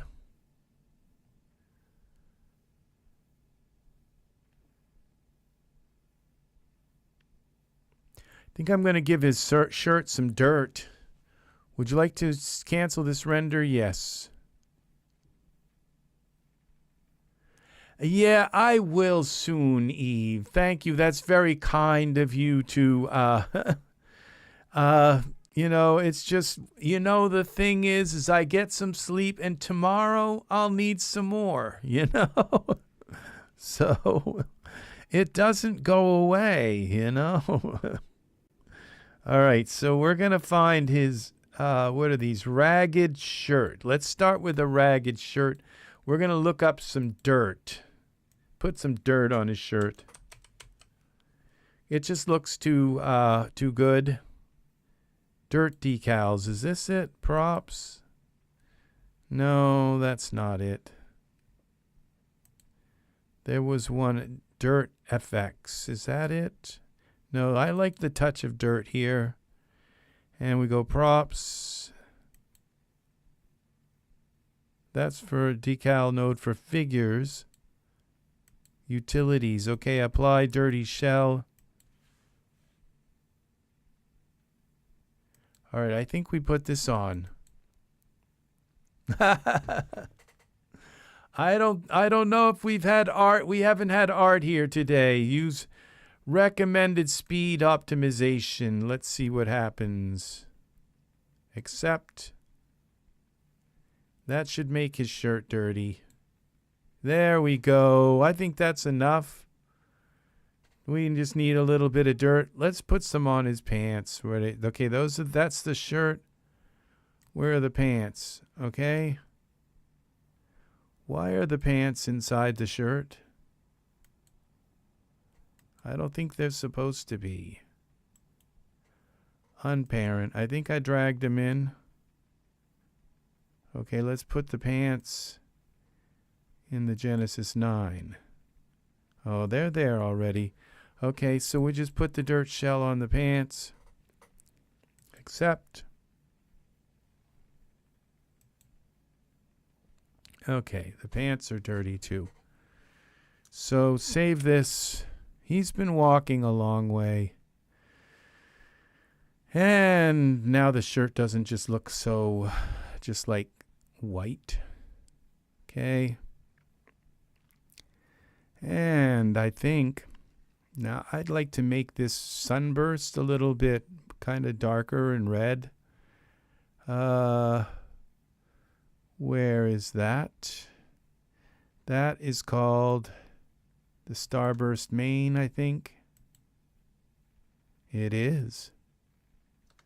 Okay, so we take that, go into surfaces.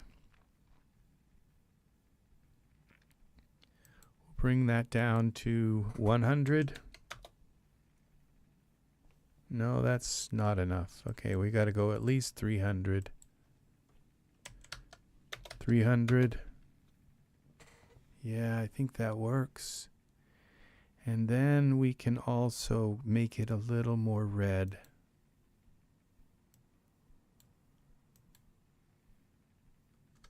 Now that it's, see, once you make it darker, then you have to give it more light. So I think maybe we go back up to 5. And we go here maybe with this color, the base color. Let's give that a little bit of red.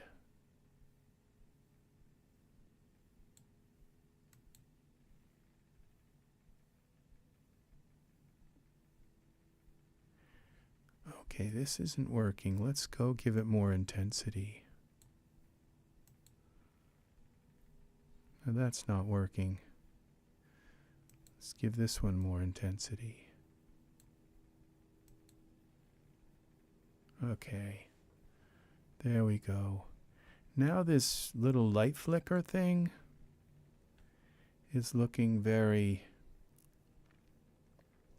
bright. So we go to parameters. That's a light, so we got to bring that down. And that would be in our luminant. What happens when we turn this off? That's probably not it. Where's our light? No, it is called Light flicker. No, it's not. Okay, that would be camera flash.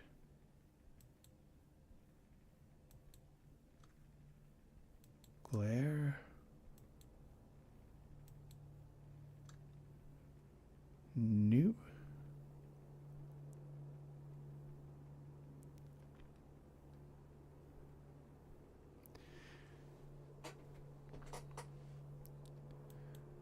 We just go with camera and they're all going to turn off. Okay. And that still didn't turn it off, so it's got to be somewhere here. The light source. I turned all of them off and it's still there, so what's still on?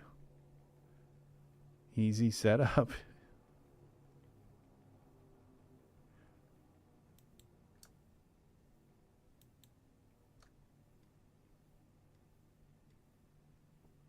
That's weird. Okay, what we'll do, we'll turn them back on.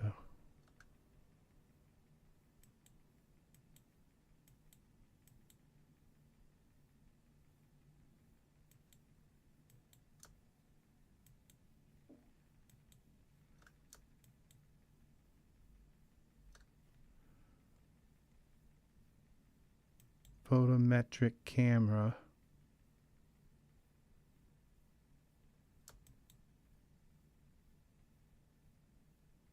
Oh, I wonder if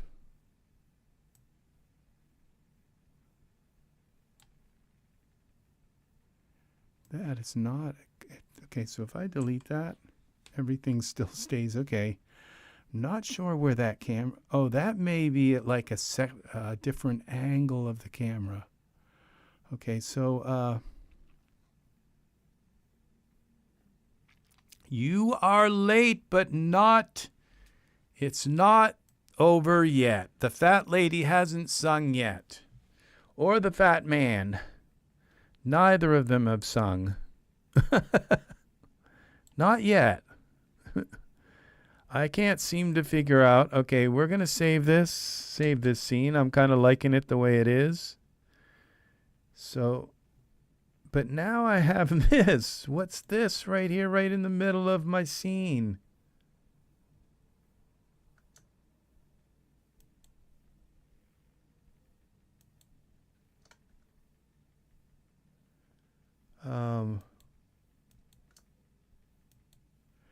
Like figuring out what is what.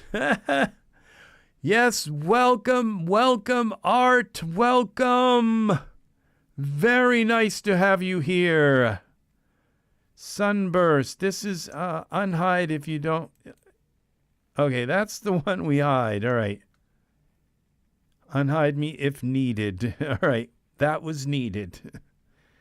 And now glow to, where is that other?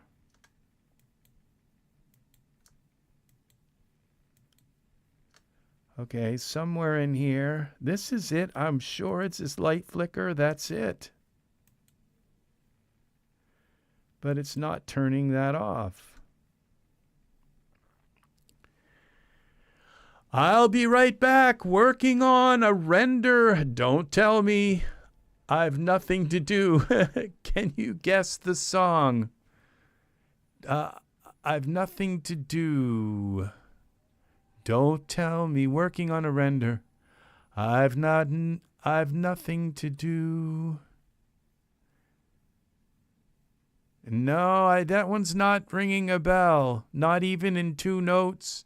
Not in 3 notes. Maybe if I heard some notes. Don't tell me what you know is true.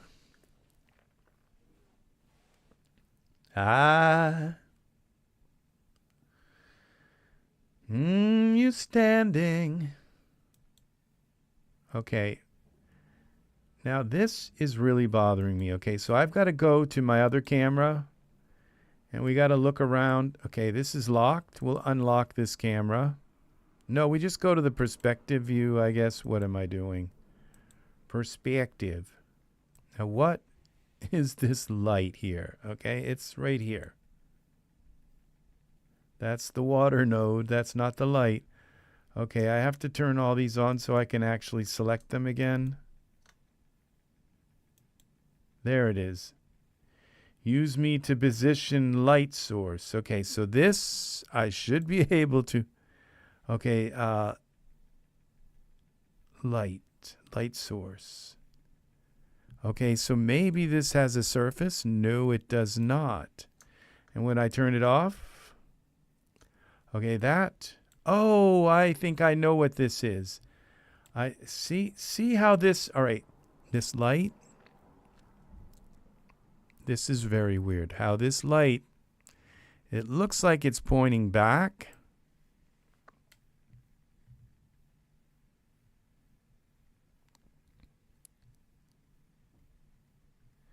Okay, I don't understand this, but okay, if we can get sideways enough, we can tell if this is pointing ahead. See, it is pointing ahead. All right, we turn that off, and it turns off all of those parts. Okay, but okay, it could be two-sided.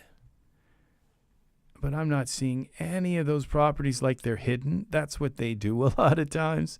Okay, so it has the display on. So that may be what we're seeing is the display of the light.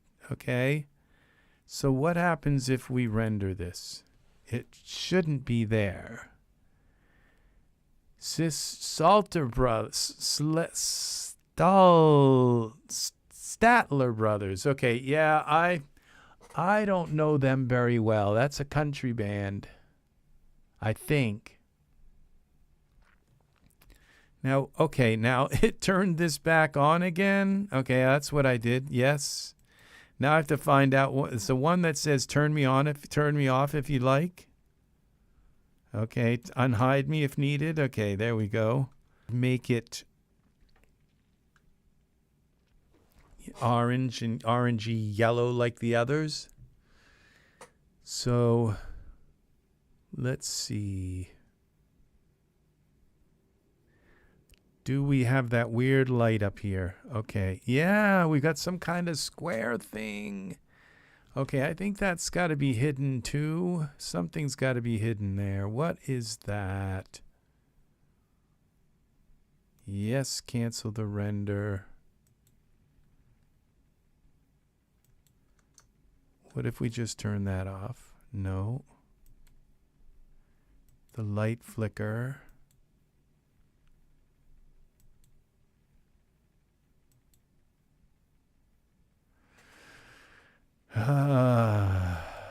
Chroma hoop front.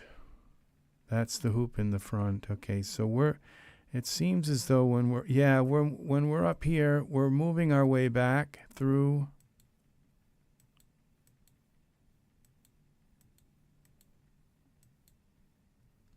So we got the chroma hoop in the back.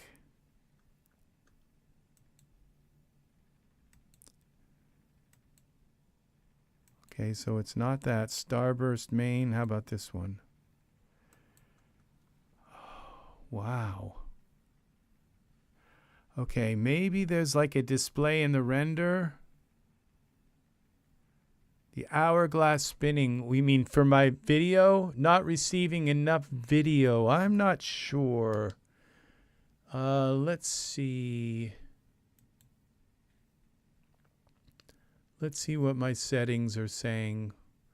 What's happening with our stream, the Ethernet. Okay, and I think this is set for 25,000 kilobits per second.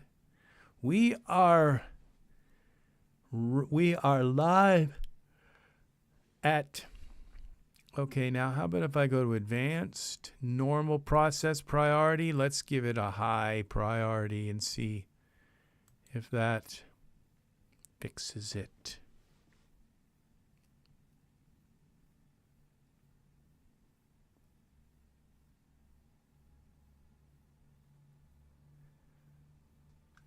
I rebooted YouTube twice. It was ground down. You've done that before. You've lived through that experience before. That kind of makes sense. Now, I don't see that there are any more drop downs. Okay. So I'm wondering if I could go back into here. We're looking for flare. Flare. Okay. Materials. Okay, we have the red ones. These are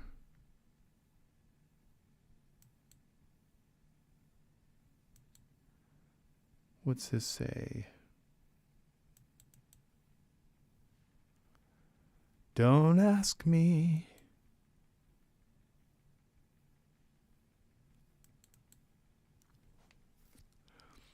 Okay, if I do this, it's going to change the color of the sunburst props.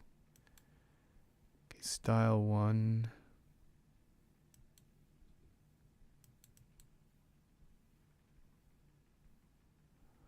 Okay, that made it kind of red. What we did was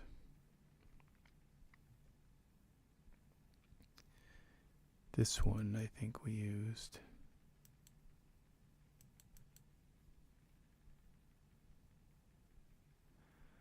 Okay, that's kind of hiding the little square. Okay, and that's really weird is when I turn,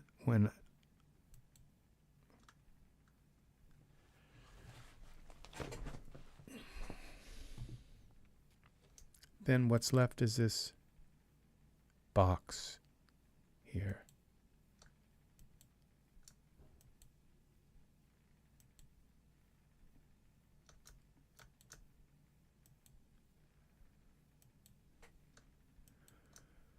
Chroma hoop, back, cam glare, cam streak, flash, null target. That's something I don't understand. The ELFS camera.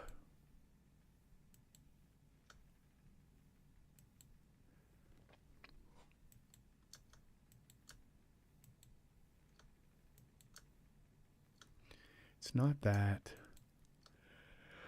Glow. No, it's not that.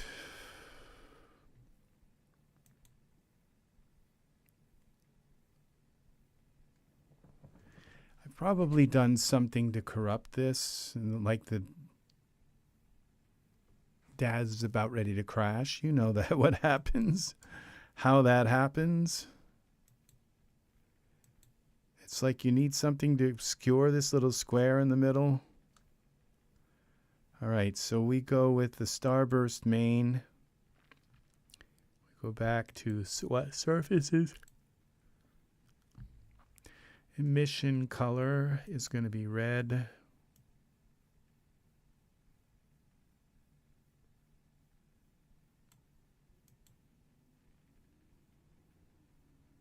And it's going to be reddish yellow.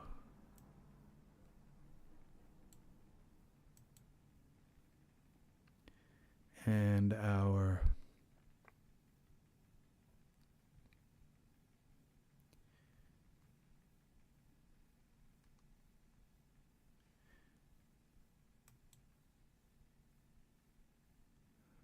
okay, that's weird.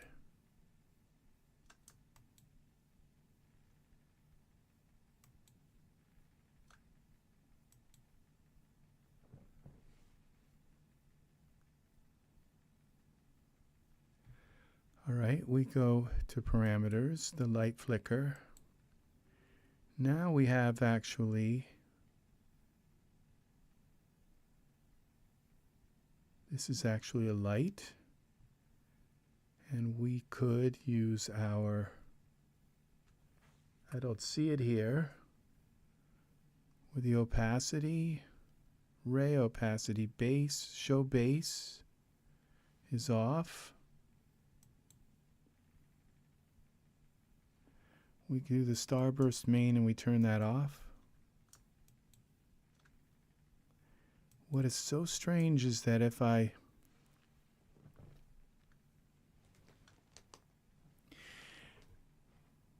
okay, and this is was it two-sided? Is it two-sided? Photometric mode. And see, there was a photometric camera. There's something I don't understand about this. So, unfortunately, I can only take you so far with this. Show base is off. Show edge is off, which that was on. Display persistence is off, which it should be. Visible in viewport. What if we just, okay, let's turn back on the starburst because I think at least it hides it. Okay. Let's see if we can get a render. If we can get a render and it looks kind of hidden, I guess that's what we're going to have to be. The actual sunburst, though, is not.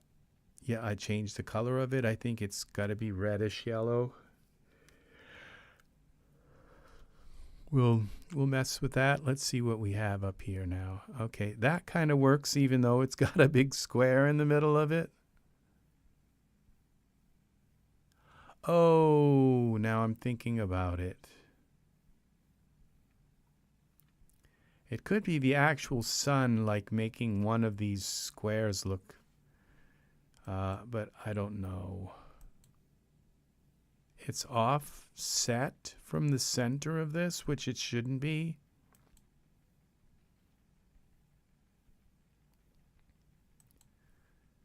Perspective.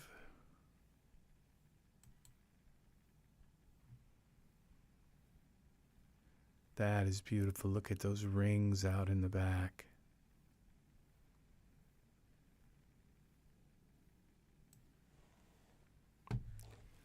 Which we're not seeing any of that.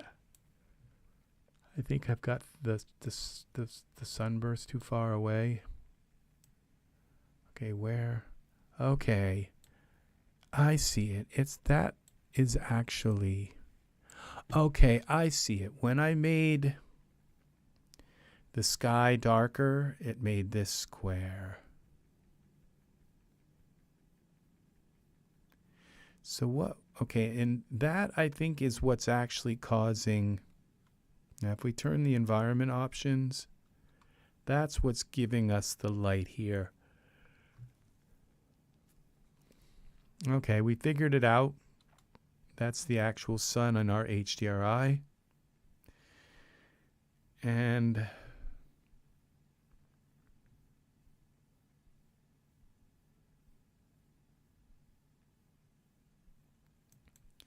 what if we bring this up to like 3?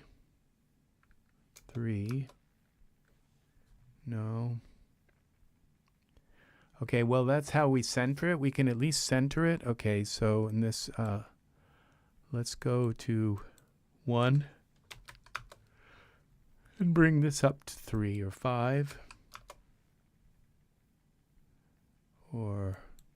And 2 here.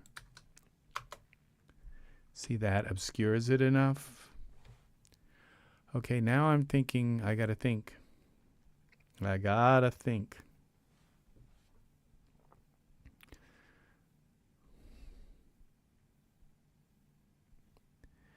About, there's a trick to making the scene darker. Okay, go back to our camera. See, this just obscures our whole thing. So that's the problem with this. Okay, so we go back here to 2 and 1. All we got to do is move the sun so it's in the center of our dot, of our.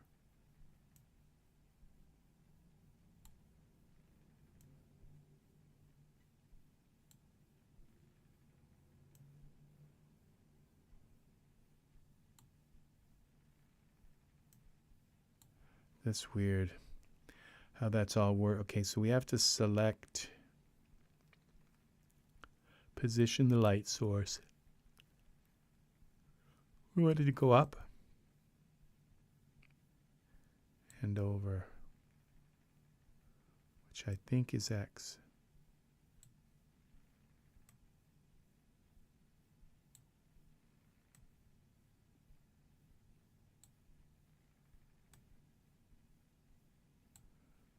Down.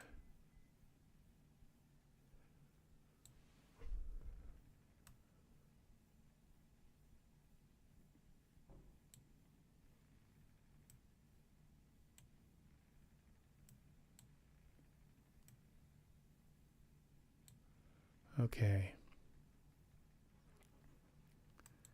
We pull that out and that kind of looks like it's in the center there. So we bring, now we go down to back to our environment options.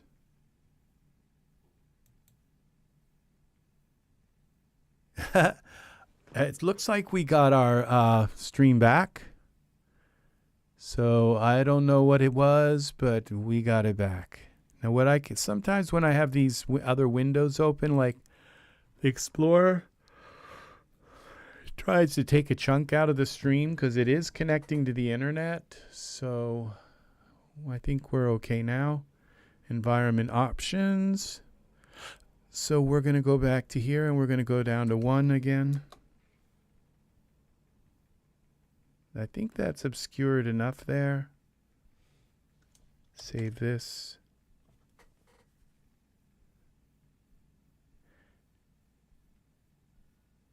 We are here. We are here. We are. Is that another song? I don't know that one either. I don't think. I'm not sure that I'm aware of that one. And okay, so what we're going to do is we're going to take and select this starburst again, and we're going to make it the right color. Okay, so we go to surfaces. It's too bright. So we give it a little bit of orangey red. It's kind of golden color. And I think we've got to do this here.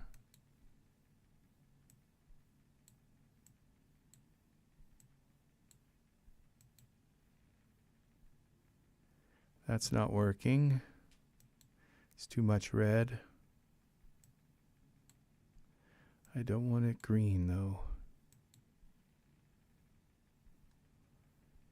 Okay, it's okay, the glossy color.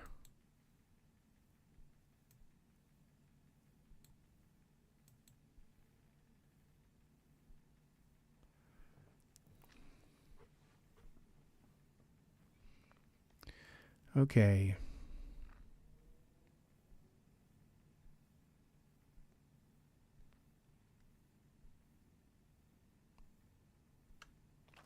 This is the starburst, right?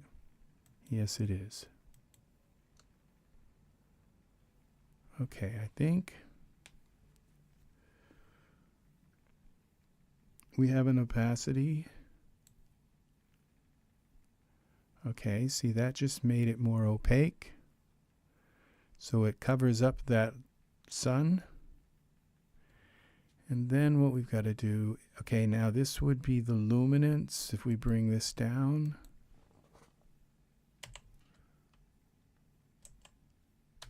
Like 500. And see, it just doesn't look like this on the water is being created by that. And so I have to bring it, make it have more intensity. There we go. Now it needs some more opacity.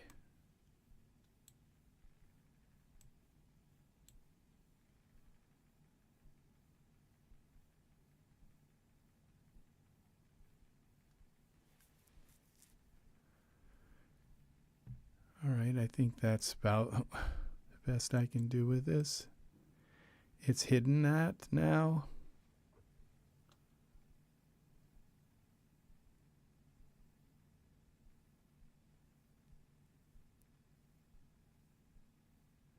I'm liking that. It seems like it's just all of a sudden sort of coalesced. Now let's get a bush.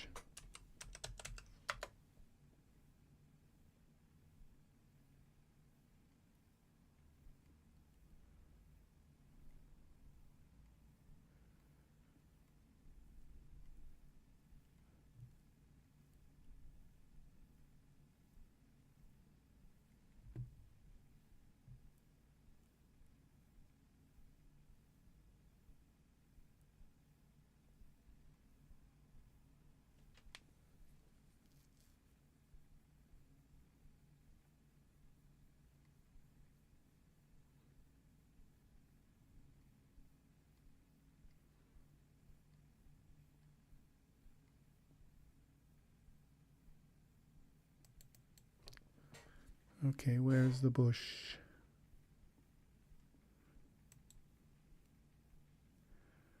Okay, properties.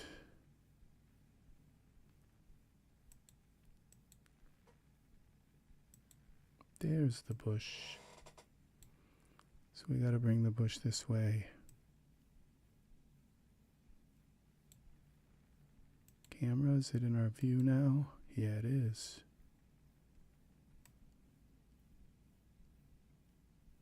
Scale this down a little bit.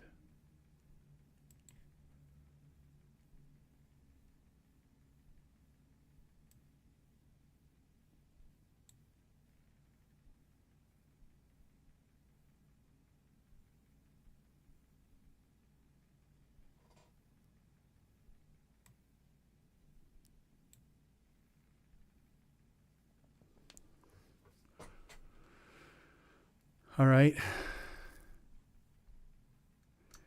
Now we have, I was thinking about making the palm trees here a little bit larger. And we can do that quite easily by going into this Ultra Scenery XT and down into here, where this is the biome and the scale. Let's see if we go like 3. See if that makes them like huge or something. Huge.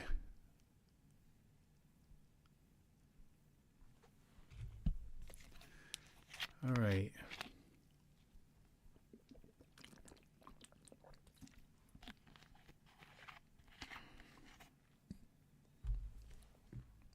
That did make them bigger.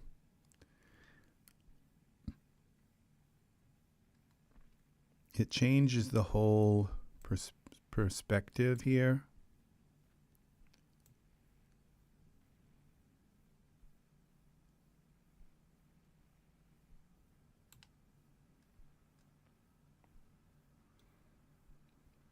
I think I'm going to change the seed of them. I'd like to have some on the top of the,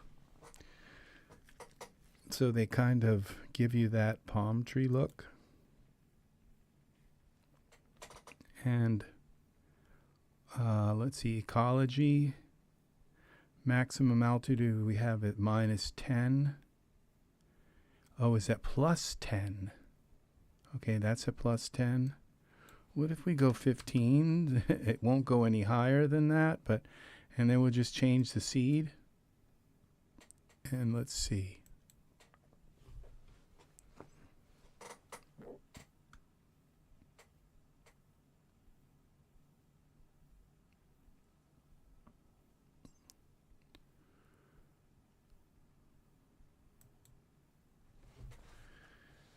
Okay.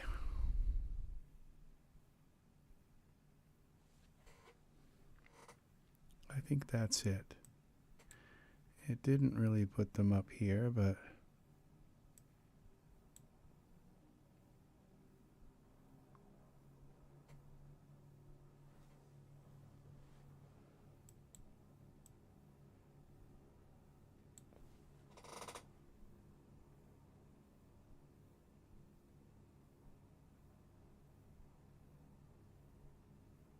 it looks like I've got a little bit of poke through there. His His pants are doing something else. I think I'd rather put him in some other clothes. Cancel. Would you like to cancel this? I'd like to put him kind of like in a robe or a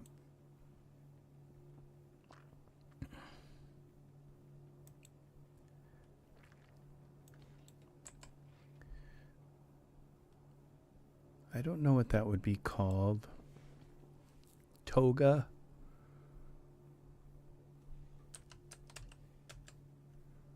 Let's go with toga.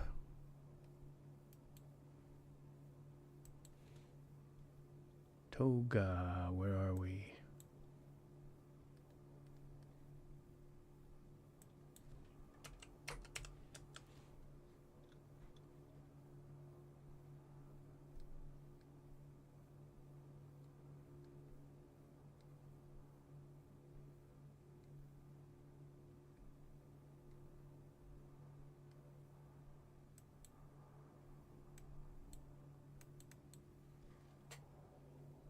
Oh gosh, this is Genesis 8. This is going to have that weird thing in the crotch area again. Which means a trip to Hexagon to fix it. Alright, so we go here with the ragged pants and the baggy shirt. And where's the shirt part? Sandals, where's the ragged shirt? Okay, ragged shirt. Okay, I just deleted something off of him. The pants ragged. Okay, those go. And the shirt ragged. Okay. And the toga shawl isn't working quite right.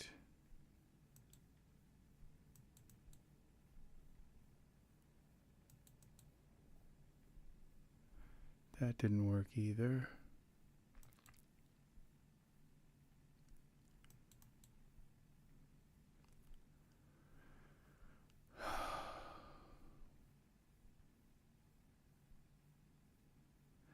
Let's see if we have something for Genesis 9. Made for Genesis 9.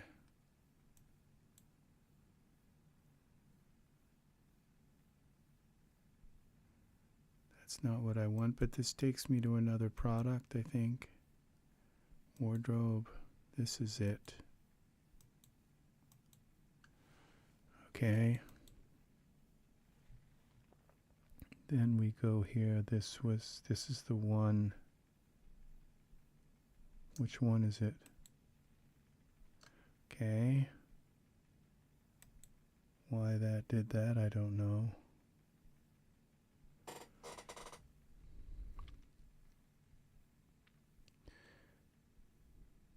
Okay, I don't know if I had him selected, so let's try this again. How about this? Okay, when I, that's way overkill. The tunic. Oops.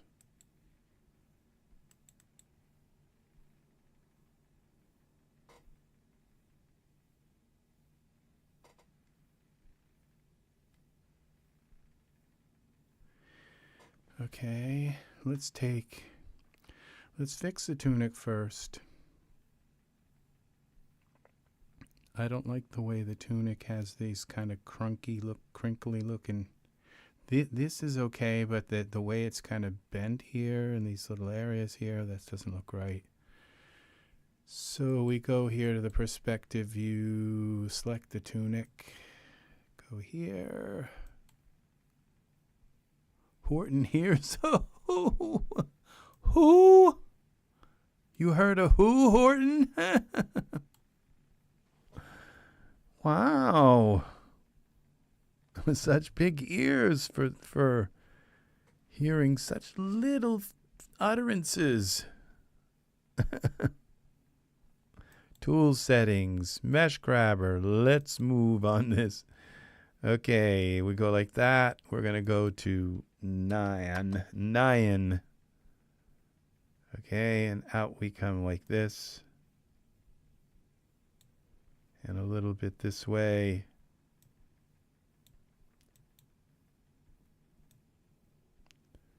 Okay, that's too much. Okay, this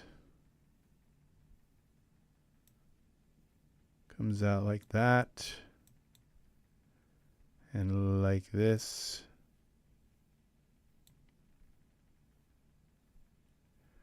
Okay, I can't tell which way I'm pulling this. You would think this is a Genesis 9 toga. You'd think it would have some knowledge of the figure that it's been applied to.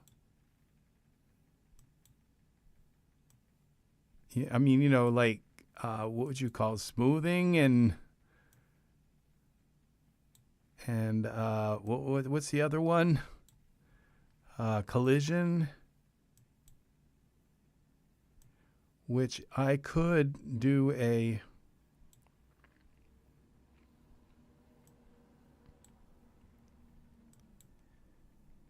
dForce simulation on it, but you kind of think you shouldn't have to. You know, it should kind of be in the ballpark. Not like that.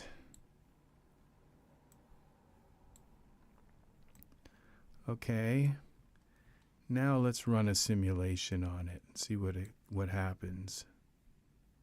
Okay, the top looks okay. The shoulder. All right, we go out of iRay. And save this. We're liking where this kind of is going. And then we're going to go here with the simulation settings. And we're going to go to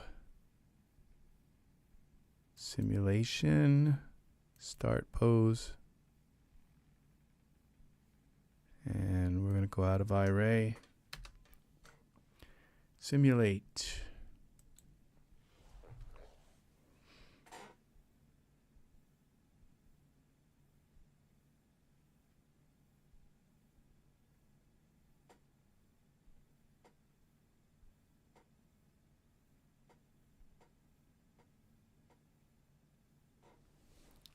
That's working pretty nice. It looks like maybe his leg here, though, is probably pulled back in a little, but let's see. It shouldn't. It should actually, in this simulation, that's where it should have kicked in its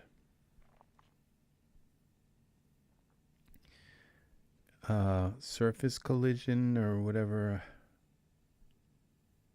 Okay, let's see. iRay.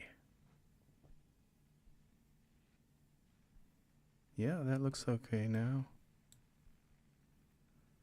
All right, casual. Okay, it looks like we got still a problem here in the front.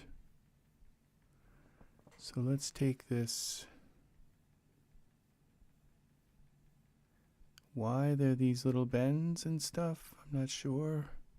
Maybe so the clothing can go over top of it, but all right, we have Hexagon right here. We might be able to fix these.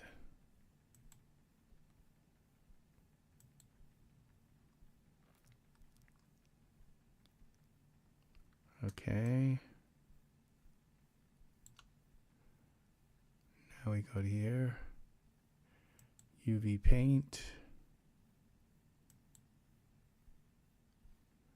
7. You have to be very careful here. If you do too much, you're going to take out the wrinkles here, the natural wrinkles. That doesn't look right. See, these things shouldn't be in here. These are weight mapping issues.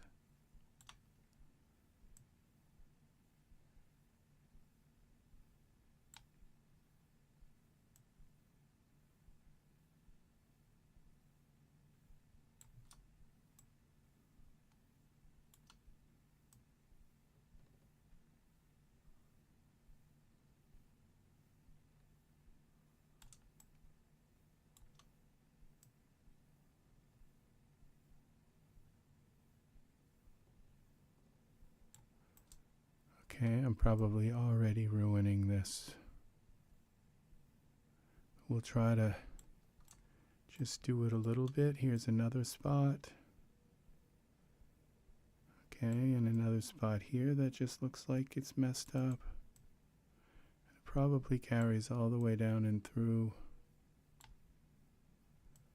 This doesn't look right.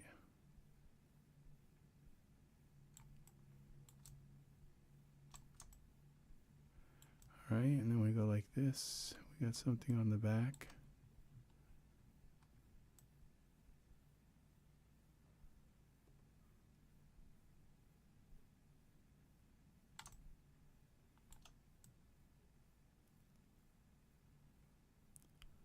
All right.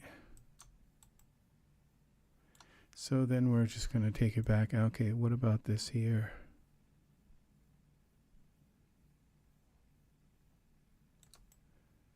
This over here. This just doesn't look right at all. Like something's just not right here.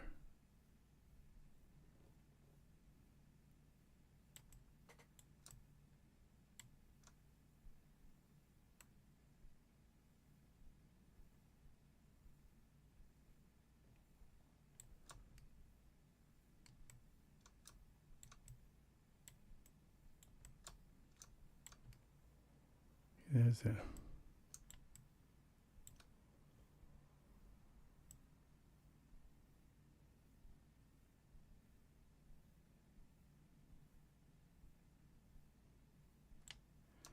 something here.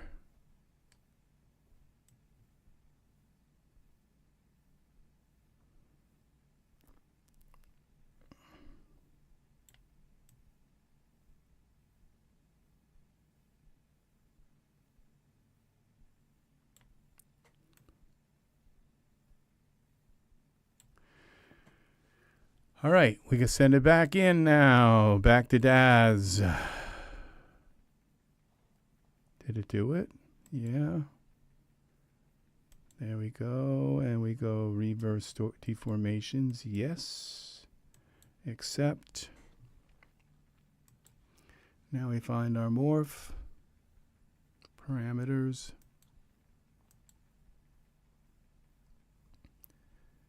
Turn the morph on. Did that kind of fix it? No. But what we can do now is put this space. We're going to go to high resolution. And we'll turn the sub D up.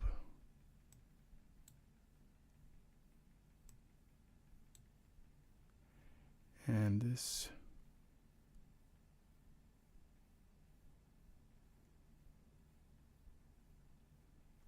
All right.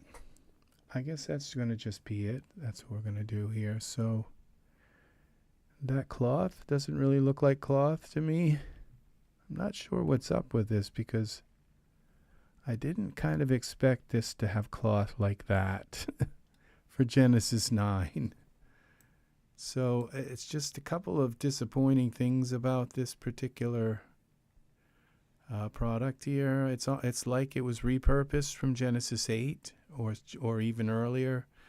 Okay, so we just need to go here to linen. Let's go to linen. Well, let's try this. I don't think that'll work.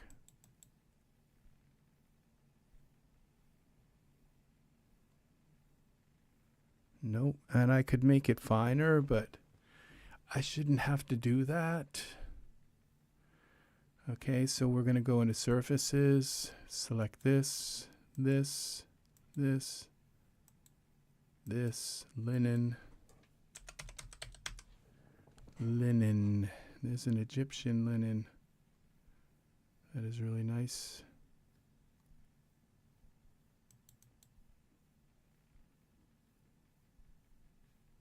See, that's a little better, but not really.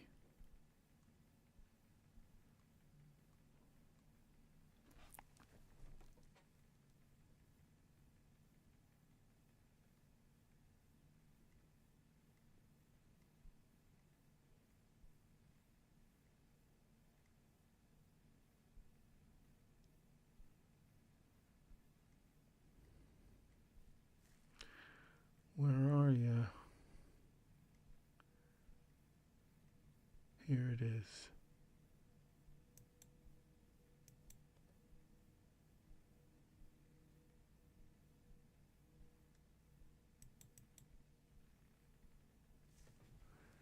Okay.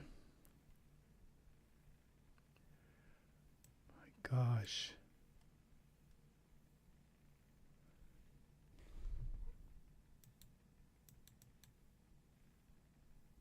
There it is. Now we just make that a little finer. What about this one? Kind of like that even better. Darker. That's kind of nice too. That's nice. We got to take and now just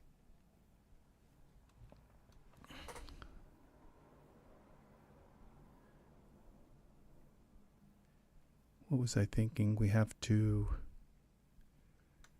add some dirt to it. And but there was another thing. I could bring this back in. What's up with his leg here? It's just like it doesn't look right. It doesn't look like something's wrong here.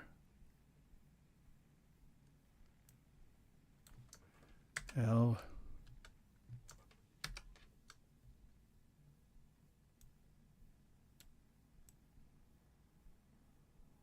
See, something's not right there. Another weight map issue.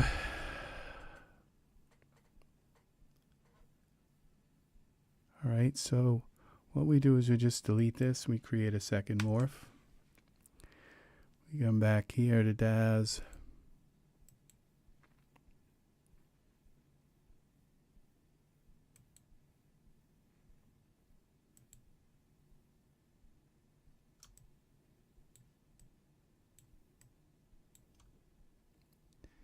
This is terrible. Okay, we go here. We got to select this. That.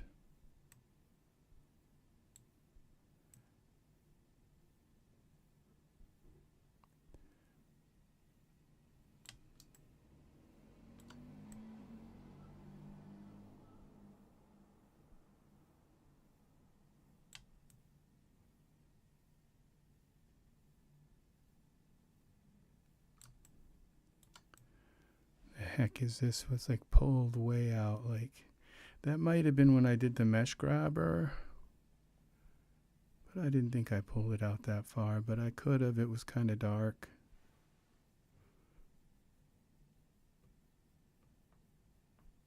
Kind of dark.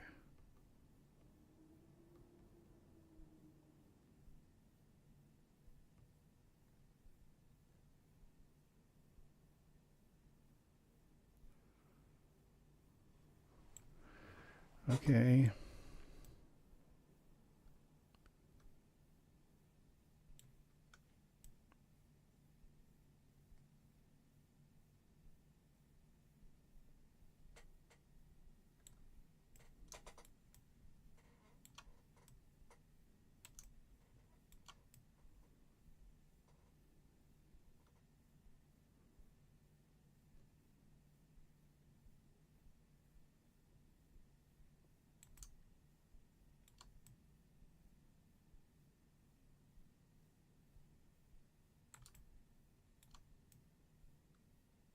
Look at this mess.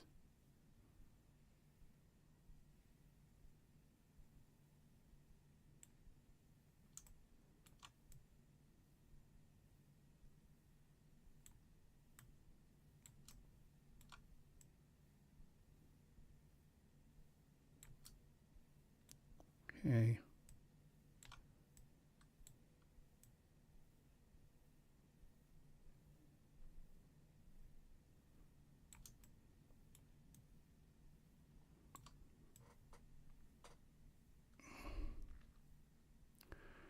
I don't really have to do the back, but we have something here going on in here.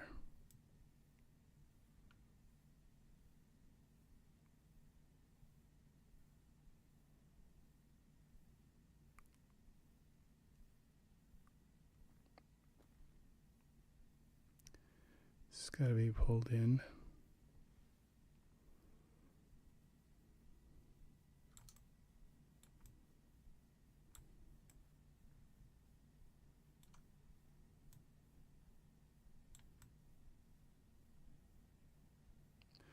That looks okay in there.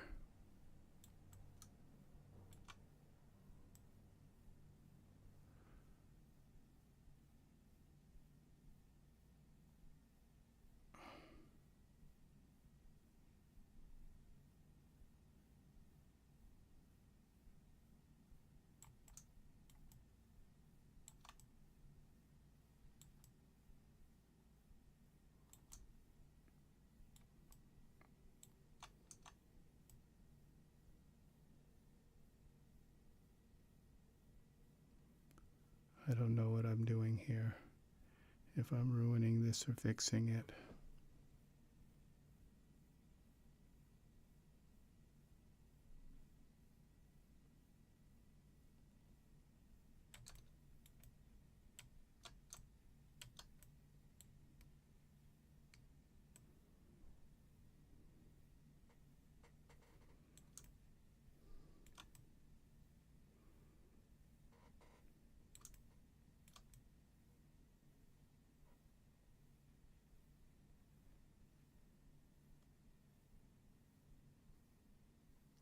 Okay, we got something poking through here, it looks like. That's on the inside. We still have some weird kind of folds here.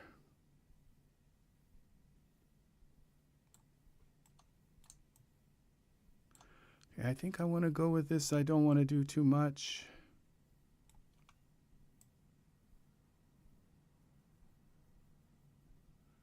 It's probably going to come out worse, even worse. Who knows?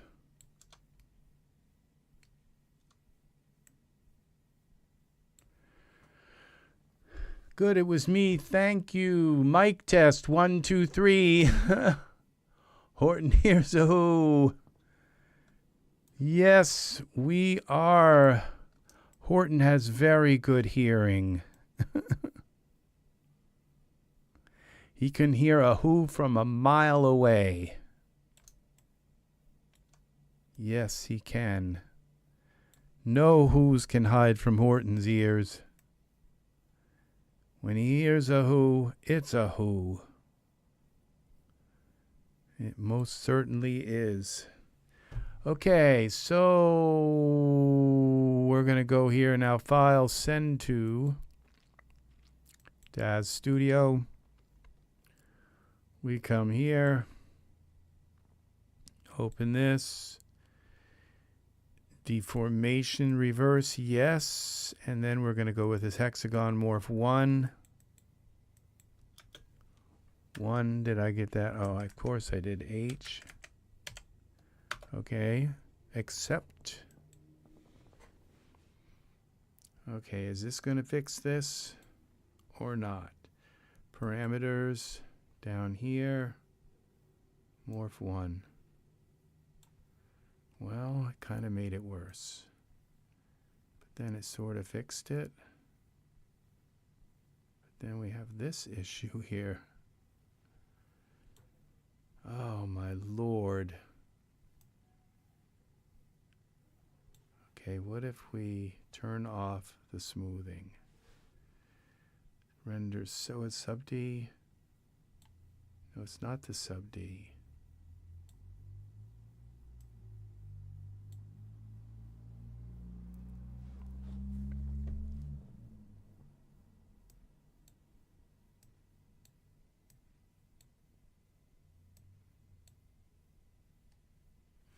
Okay, what we'll do. That certainly doesn't look like it looked like in Hexagon. So we're going to just go back into tool settings.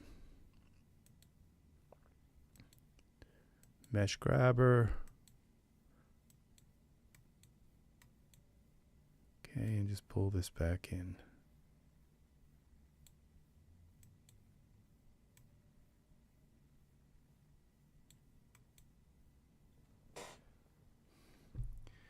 It's kind of in the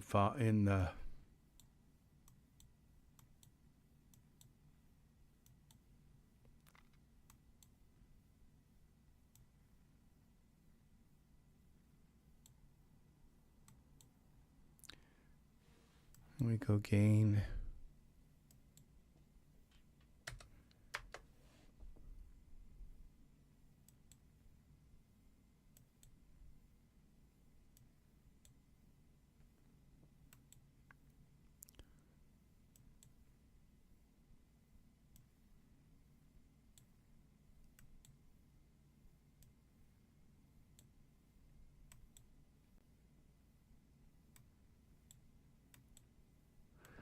Okay, I don't know if I dare do much more.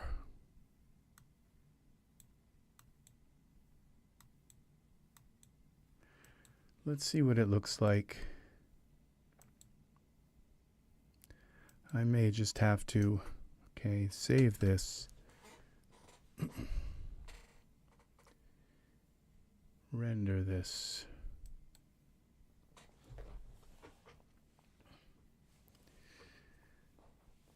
Okay, I appreciate people hanging out and watching me work. Thank you very much for being here. You are very awesome. I have the best subscribers on YouTube. The very best. See, this looks okay to me. It's just kind of flowing a little bit in the wind. Rebooting again. Art. You are the master rebooter. Okay, I guess this is going to do it for me. So it's a little bit of a subdued scene. Okay, we're going to put some dirt on his tunic just to make it look a little bit disheveled. Go tunic, up here. Products, out, here, dirt, dirt. And where are you? There's the touch of dirt. Utilities. Accept. Okay. Okay, I think I put it on the wrong part of the tunic. Let's see. I think it's the right. Yeah, now that looks better. Okay. Tonight, L, dForce, and the internet. I can't seem to. Yeah, dForce is something that everybody fights with, so I think you're probably going to win the battle. Art. Yes.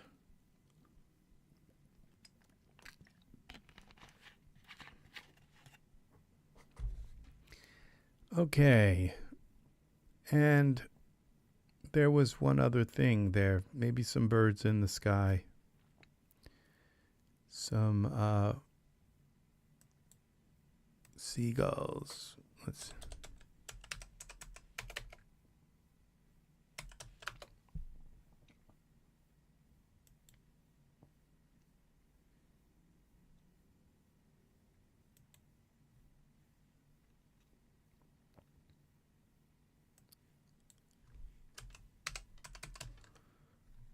Here we go, flock of gulls.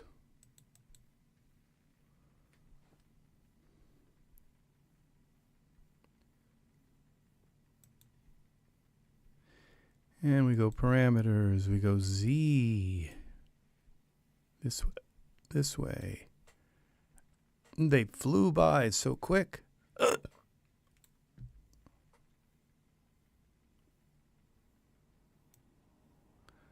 I was just walking along, and then all of a sudden I got pummeled by birds.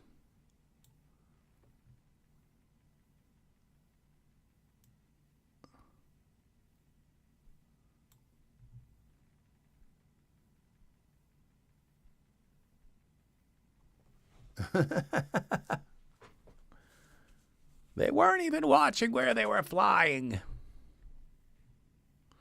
Z. X.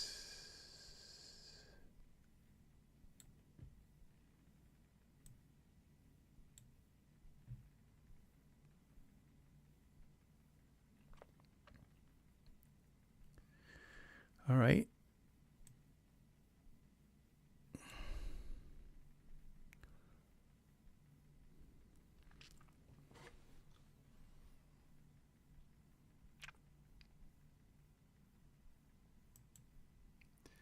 And how about if we go tower?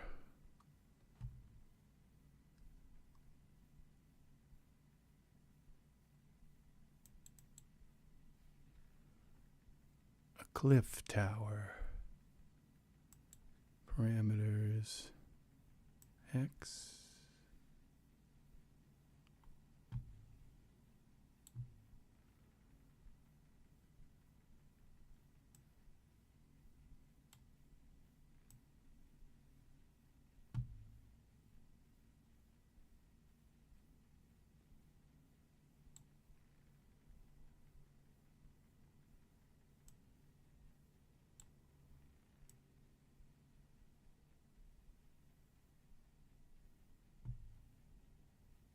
Is that like underwater?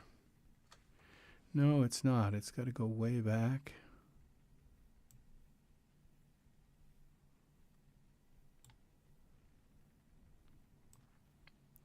The birds are probably not even close to where.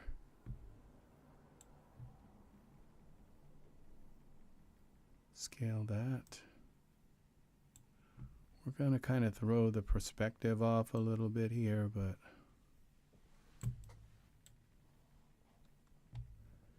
if we don't, aggravation for another night. But looks great. Yeah, well, thank you, Art. Thank you. I appreciate it. I just thought I would come on tonight and you know, I thought, you know, I'm kind of tired, but, you know, it's all about being with fans and being with people, and that's what it's all about. And so the story goes.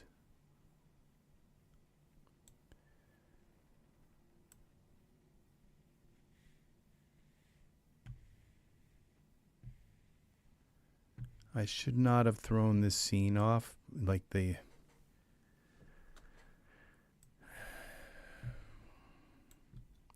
why translate?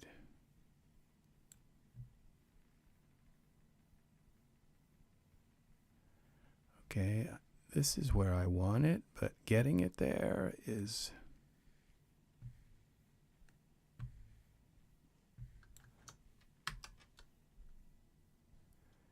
I'd have to have this thing here, whatever that is, that I just obscuring what I'm trying to do here. Okay, and if I hide all this stuff, then and unhide it, then I've got to figure out which things aren't supposed to be hidden. Okay, well, if we try this, I don't know why they're all bright like that. And they've got to be hidden one by one. And I got to remember the starburst in the foreground doesn't get shown. Okay. And we have to have at least one thing that's not turning off.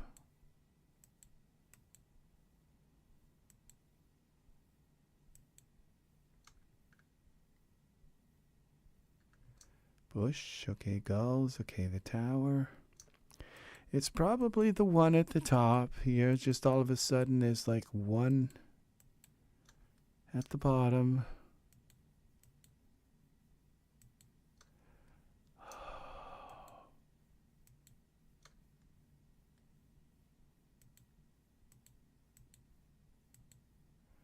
Yep, the last one. Close to the last. Okay, now we select the tower. I gotta turn off this floor. Okay, now I might be able to see. Okay, I just want the tower, not everything else. Okay, X translate. Okay.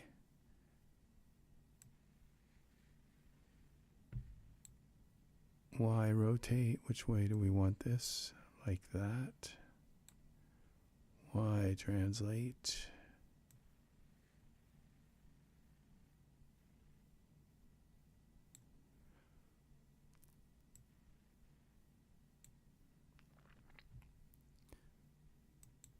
The gulls.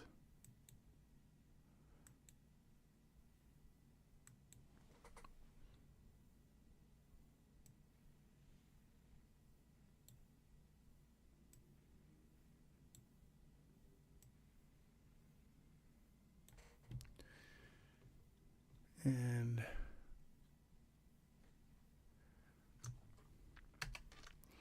now I got to turn all this stuff back on again. Photometric camera, I'm not sure.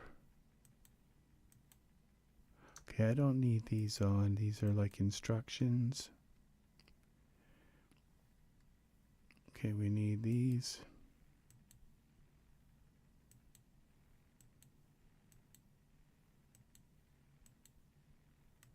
Okay, and this one, starburst, we don't need.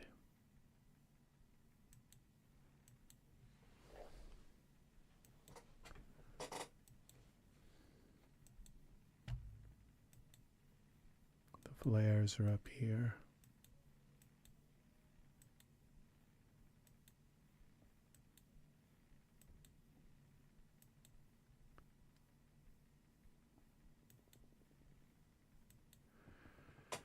Okay. Now, save this. I probably have a pine tree growing right through it. I mean, a palm tree. But let's see. Renderosity. I picked up Onsen's bundle DS by absolutely love it on Renderosity. Onsen, just another aggravation. Another night looks oh, thank you. I thought that was art for a moment. But well, thanks to art too. But I thank you for the compliment, Serenity's Gate on the scene. Very nice. Okay, this looks like it's working. I'm not sure if it's really kind of interacting with the trees and all, but I think it's okay. We'd have to have that darn thing right in the middle of it. Maybe we'll push it back and up the hill more or something and make it smaller so it's not in the way of the trees. And now I've got this thing showing again, the sky. I think I can move the sky a little bit to fix that. And if I do move the sky, I can bring this over a little bit more. The sparkles on the water. I'm going to look that up because you know me, I'm always looking for awesome stuff. We're going to rotate the dome.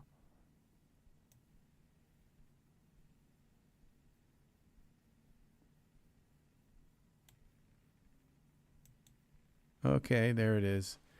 Now we select back on our tower.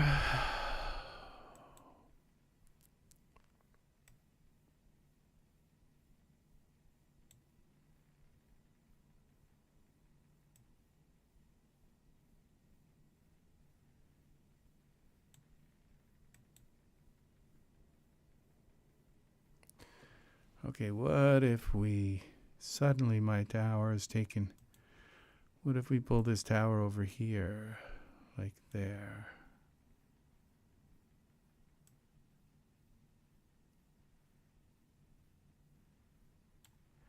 And we put the birds. Where are the birds?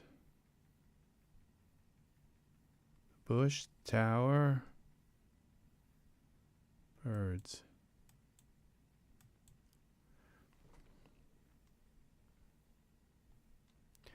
How could the birds be anywhere else because they are supposed to be down here?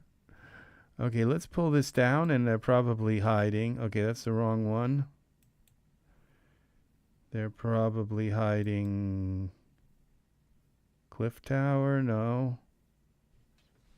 Oh, gulls. All right, that's nice for them to be. They don't need to be.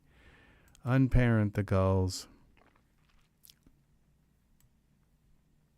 Put the gulls here.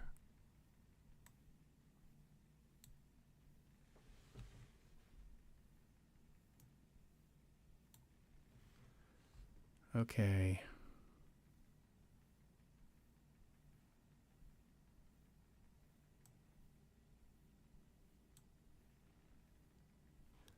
Thank you very much, Eve. Thank you. Very nice. Well, it was just this idea to have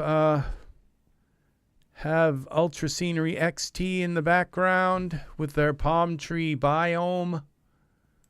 And so let's see what we have now. I think this is going to do it for me. I think it's done.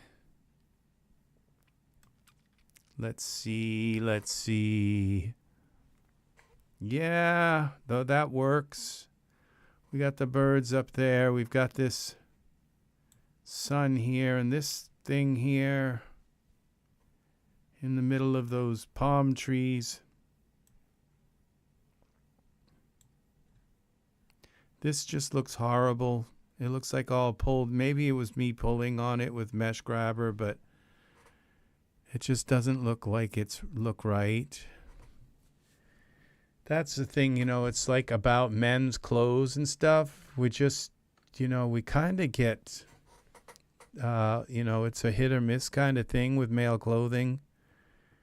So, if I'd used the Genesis 8 one, we would have ended up with like this crotch thing that's like a V that appears there. So I think I'm just going to leave it. It looks terrible. I don't know what else to do. Maybe see if I can find a robe. But he wouldn't wear a robe in a desert. So no, I'm not going to go with the robe. I think what I'm going to do is try to put that back on him again. Where is it? The tunic. We'll put him in here and we'll delete the tunic. Let's see. That was tunic. Tunic.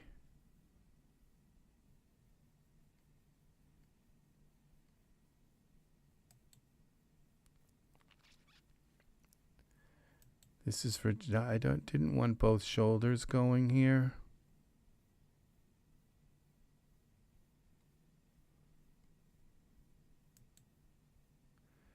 Materials. Okay, what's this? This is old.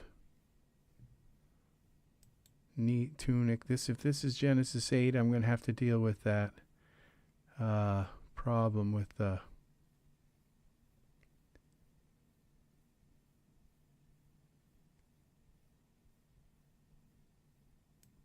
bloodied.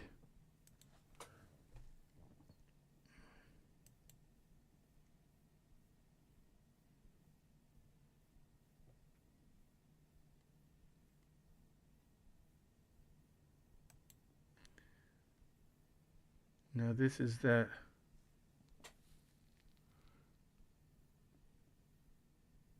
Japanese art, water and steam. Okay, yeah, you're right. This mentioning steam makes me think that I should probably.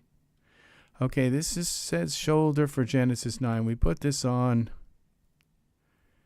and it's just not like. Okay, let's see if we got the smoothing. Something's wrong with the smoothing settings. Okay, pose strength. We've got a few. Okay, what if we do the simulation from the starting pose. Let's save this first. Okay, simulate from the starting pose. Even in the the regular thing, it's like poking through. Okay, I'm going to cancel this. We're going to use the morphs. Z.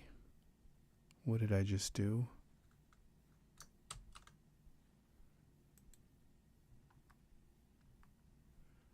Parameters. Which one is it? dForce. Short. Okay. This is the one I want right here. Okay, let's see if there are some morphs that work with this. Joint corrective, taper arms, shoulders, wrist. Okay, I guess I don't have to do these until, okay, waist thickness, wrist, arm muscular. Oh, I have to select the tunic or I'm going to have a million. Glute area. Okay, that's the glute area. Oh, that's okay. Perspective. Let's see what we've got here. The glute area. Okay, there's one. And the skirt width. No, not that one. Width 2.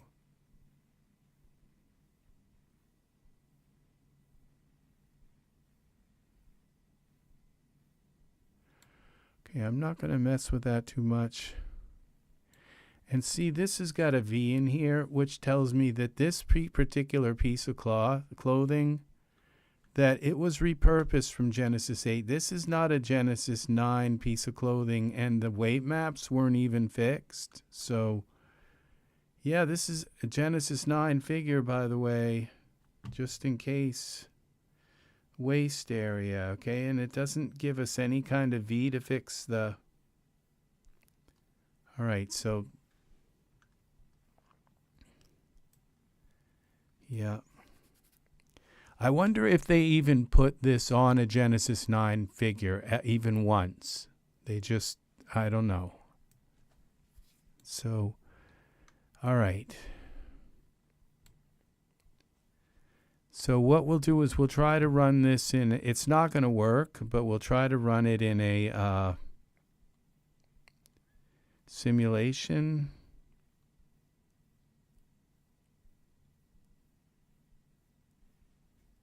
Ah, okay. Is that what you're talking? The Asian stuff is wonderful. Oh, and it would say, okay, I think Eve was talking about the items in Renderosity, Onsen bundle with Parnowo by Parnowo, Pamowo. I just can't see it. It's so far away. The monitor is okay. We're going to go simulation. Where is this? Is this down here further up here?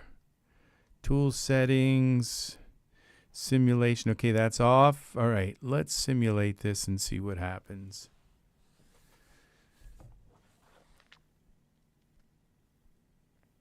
Okay, you're supposed to be simulating from your start pose. Okay. Start bones on, clear. Okay, simulation. Yeah, it's still, look, I mean, look how this is kind of all crinkly here. This might work.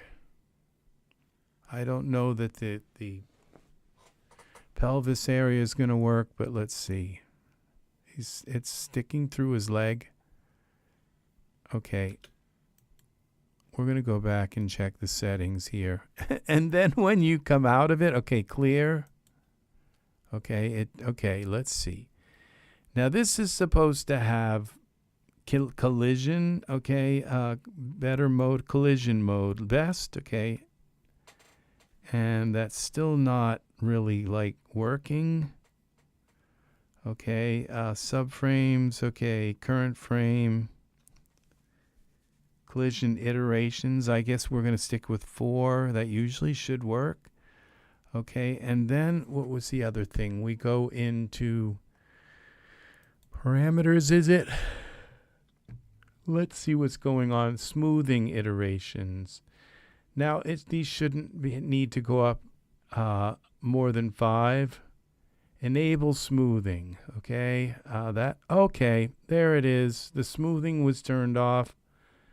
And then we go here to make sure this is, okay, the resolution is very high. That's good. It's almost okay, like right now, the way it is. But let's see if we simulate this. We'll do it from the start pose.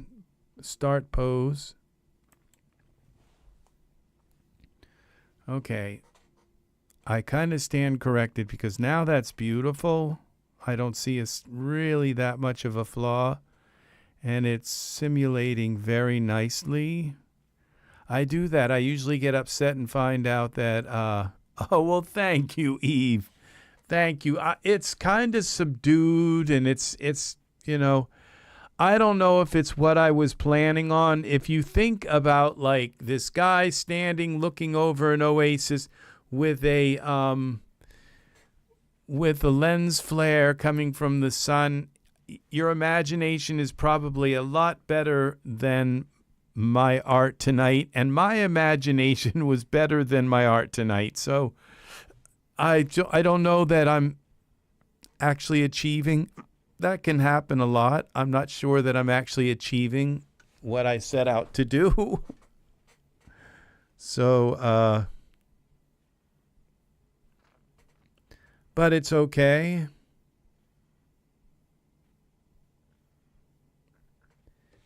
Let's hope his sandals and all don't have a problem with the ground. I might have to turn the ground off. Sometimes it can just totally mess up their shoes.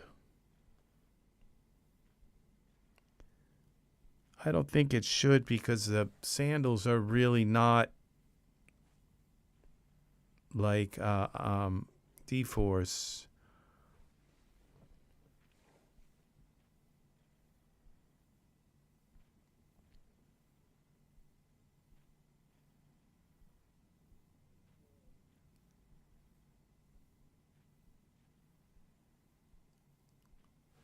Okay.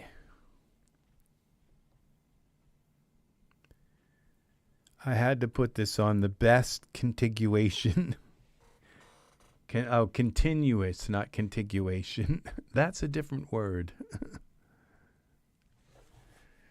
So we've got something here. I assume his beard is going to be going right through his chest, but we're going to just let that happen. Those big eyebrows.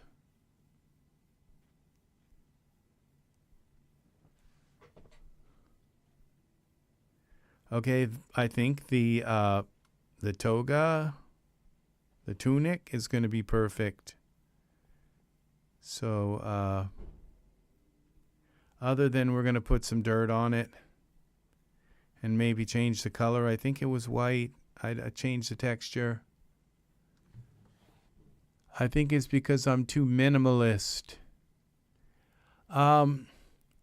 I think you do okay, Eve. You do better. I think you do better than I do in the store, in the gallery. I think you're more likable.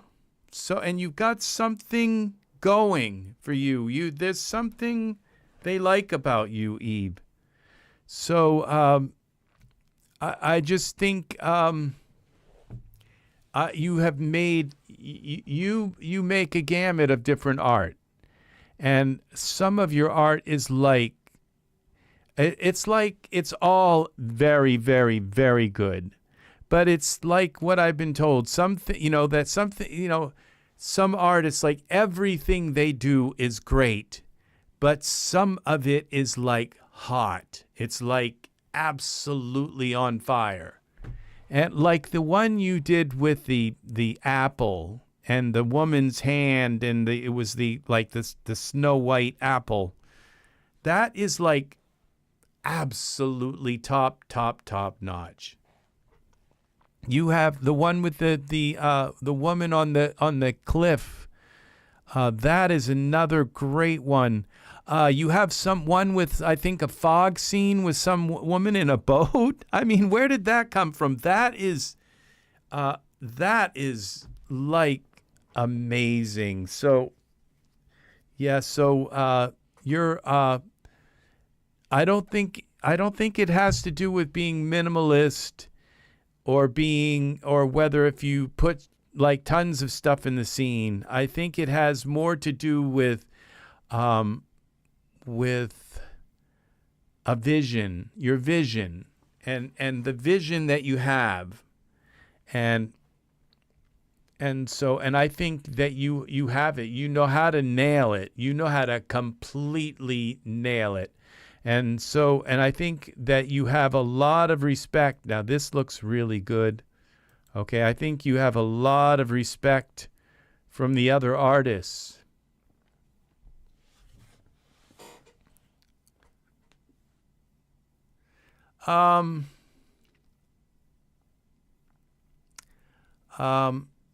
Yeah, well, it's your style, you know.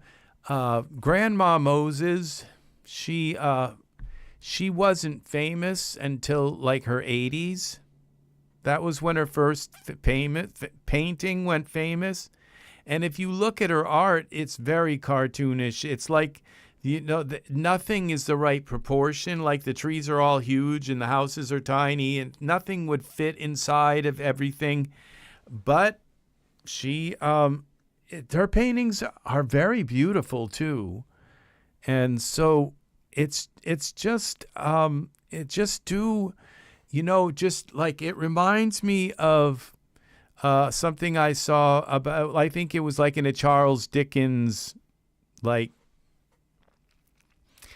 a story about his life, maybe a Walt Disney movie or something about Charles Dickens. And Charles Dickens had horrible handwriting.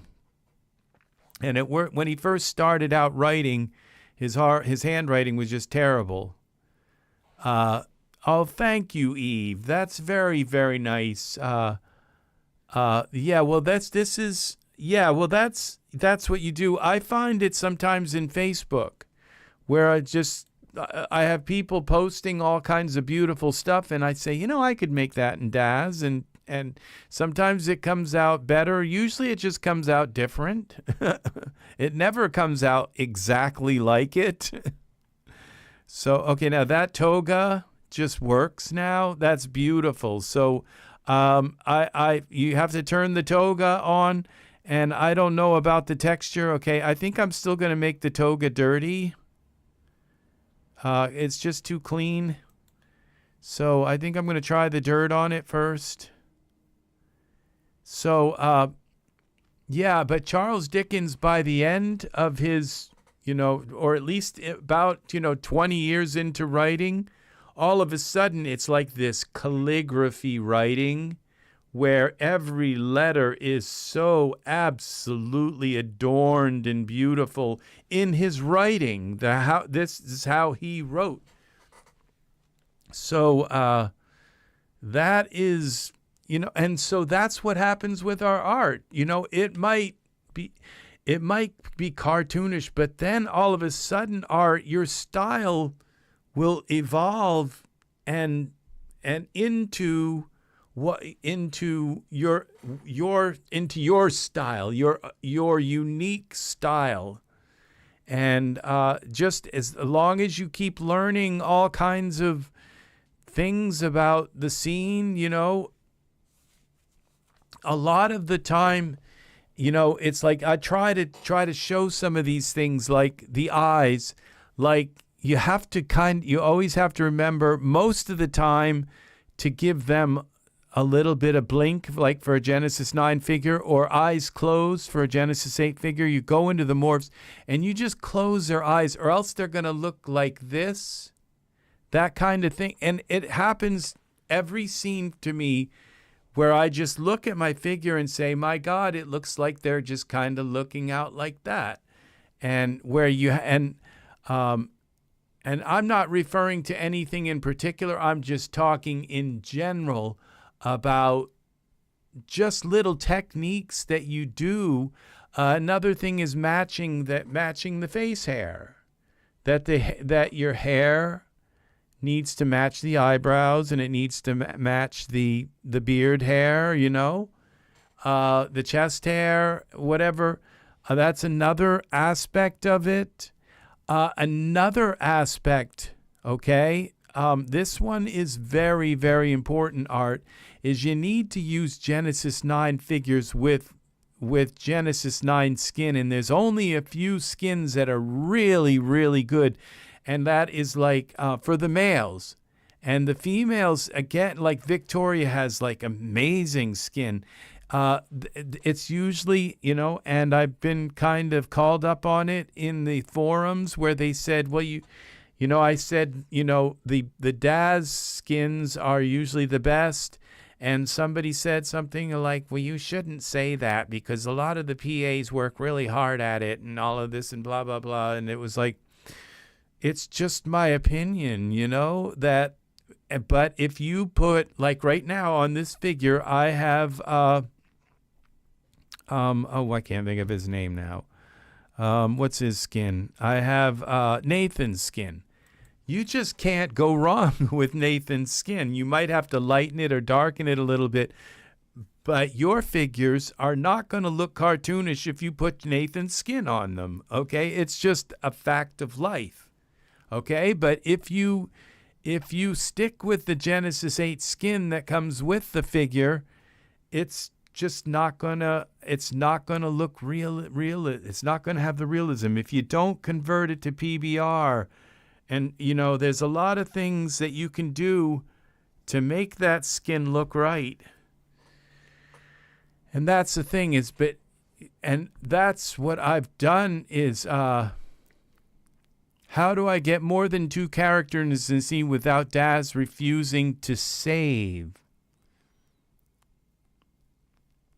Yeah, matching hair yes. Those are things that you have to do. 2 figures in the scene without Daz refusing to save it. You might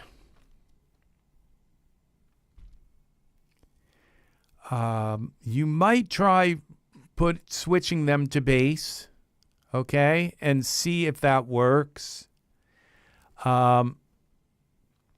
If you put 2 what you might want to do is put the 2 figures in the scene first. Yeah. Thank you, Art. Thank you for the amen.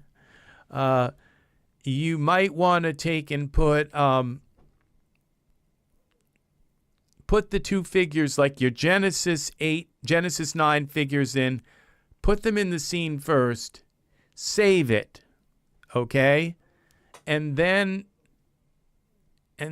you want to put skin on them and save it and see what throws it over. It could be a particular hair product that you use that is just enormous, okay? And it's hogging up all of your room space, okay? It could be so bring the characters into the scene first. And also, like, if you're going to put an HDRI in the scene, then just try putting in a, make sure it's only an 8 gig HDRI. I mean, an 8K. Don't put like a 24K HDRI in the scene kind of thing. All right. Or just put it, or use what's really good is to use some of the backdrops that they sell. They're just like a plane that goes in the scene in the back of your scene, and then put your figures in front of that. and just work on them from the waist up. Yeah. So yeah, and I think you said something like you had 16 gigs of RAM, a video RAM. That's not too bad. I did a ton of stuff, Eve, when I only had 11 gigs with my 3090, and it was much slower than what you have for the 3070. I mean, it was a 1080 Ti. The beginning of my artwork with Daz started with me on a 1080 Ti. And so it was only about 6 years ago when I got my 1080 Ti. And I paid $1,000 for that 1080 Ti. And I sold it for like $150 just recently, like a couple weeks ago, about a month ago. So yeah.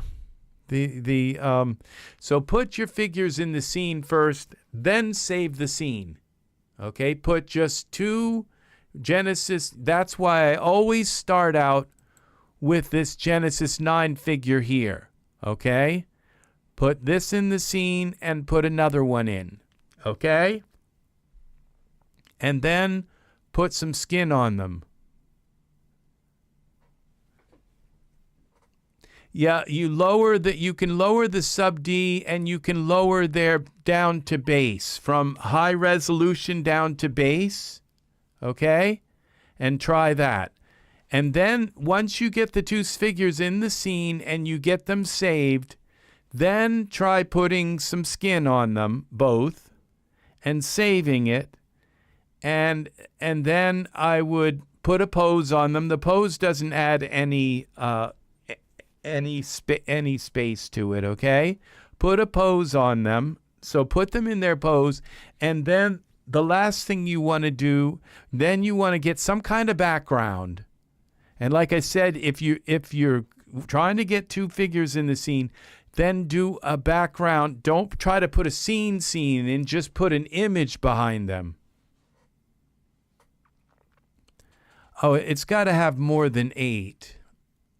My gosh, 2070. Let me think. Okay. I mean, that's a 3070. 3070 specs. 8 gigs. Yeah. Yeah, you are. That's right at the. You need at least 3 more gigs. I think all right, let's go. Let's ask Copilot, how many gigabytes is a Gen 9 figure? How many gigabytes is a Gen 9 figure?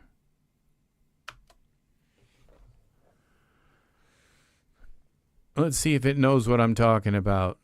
It's like 580,000. They live in Siberia. And it's like, no, not that Genesis 9. Not from the Bible.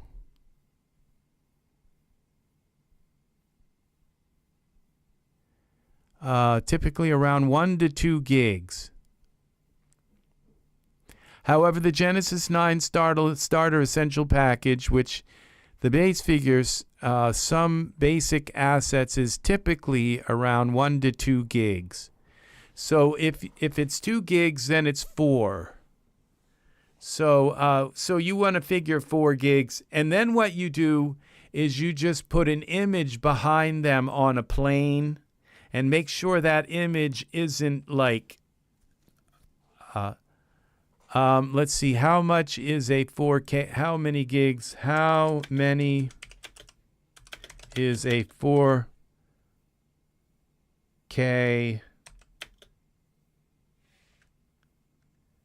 JPEG? Roughly. How many gigabytes is a 4K JP? A 4K JPEG 16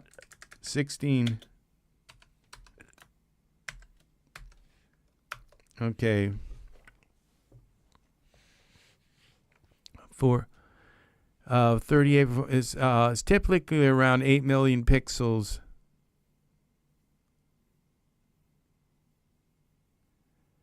Okay, uncompressed is a 24. Okay, 1 to 2 megabytes for your background image. Okay, and then your hair, both of their hair might be another gig. And then what you do is you put some clothing in the scene. So what you do is you put your figures in first, and then if you load some other kind of like thing like an environment in, then you just start deleting stuff out of the environment that's not in the camera view, as much stuff as you can out of the scene, okay, until the scene saves. And so you only have what's left in the scene. So you put your figures in first, okay? And you want to put these Genesis 9 starter essential figures in first. And then find some skin for them. And you know what you can do, Eve, is you can, if they're, the thing that takes up the most space on your figure, the most space in your graphics card on your figure are the textures on their skin. Now, if you only have them from the top, from the like waist up, okay, like portraits, like embracing or kissing, and it's on the cameras, you can take the textures off their legs, okay, and I mean theoretically you could go and use, you might even be able to take geometry editor and just cut the whole lower section off their body and delete it out of the scene.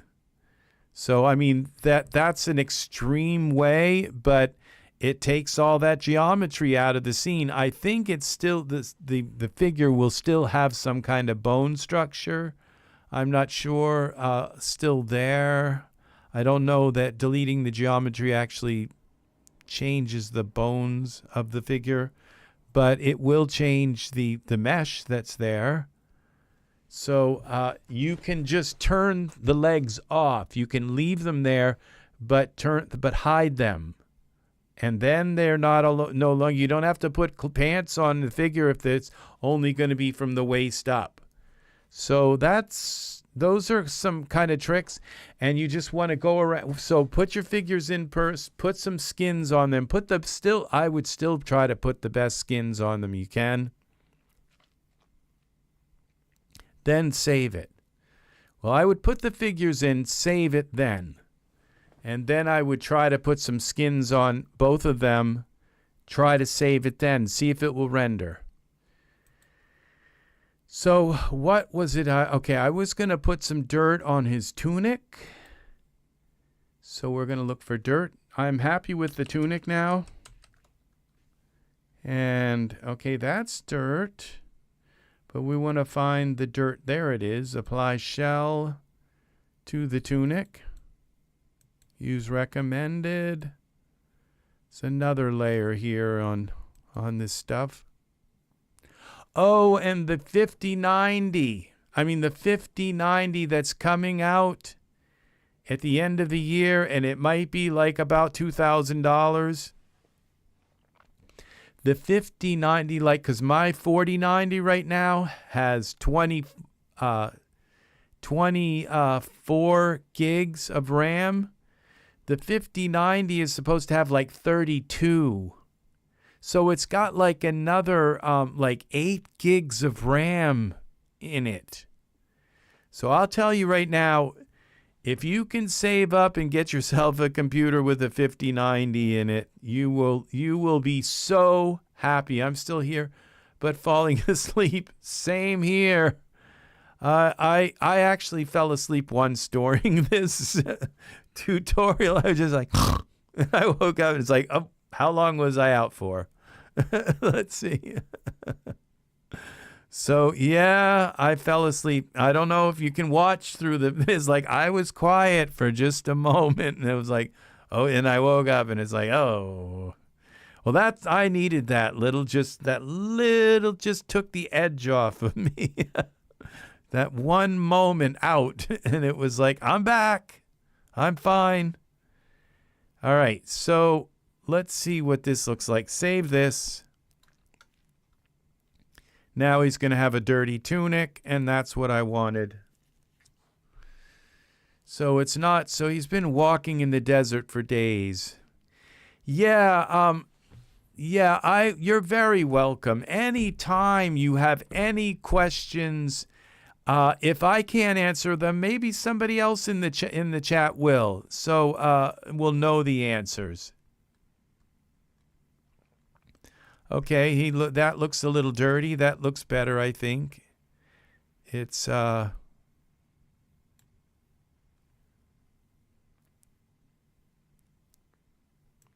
think I'm going to make it the tunic a little darker.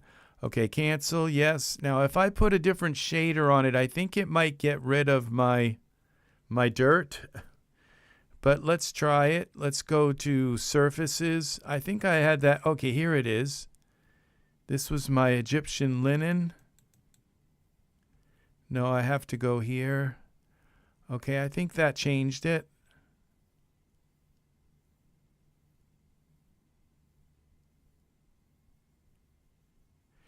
This, okay, this was the darker one. I'm going to tell you, I don't know if people use shaders and how much you use them and all. Let's see what this looks like in iRay. This is the gray one. Well, I don't think it changed. It didn't change this one bit. It's like maybe I've got two of these in here. Two tunics. When I turn it off, does it hide? Yeah, it does. Okay, that's the tunic. Okay, and we go to editor. And that should be selected. Fabric. Okay. Okay, that did kind of work. What happens when we use this? Okay, that is that gold color. All right, so that works. Okay, now that didn't take the gold off. I'm not really sure. Okay, that does change the color.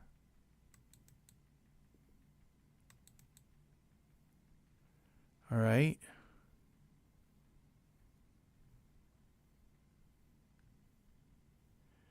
I'm not sure what this product is called, but I'll tell you, these are some of the best. I use linen for my figures, like I like my old figures. I always use linen for them. I don't use cotton. I just use linen. If it's got those little, like my Jesus pictures and stuff, it's always in linen, and this Egyptian product here, let's see if we can find it and what it's called. Explore product. It is called Ultra Shaders Egyptian Fabrics. Let's see, Ultra Shaders.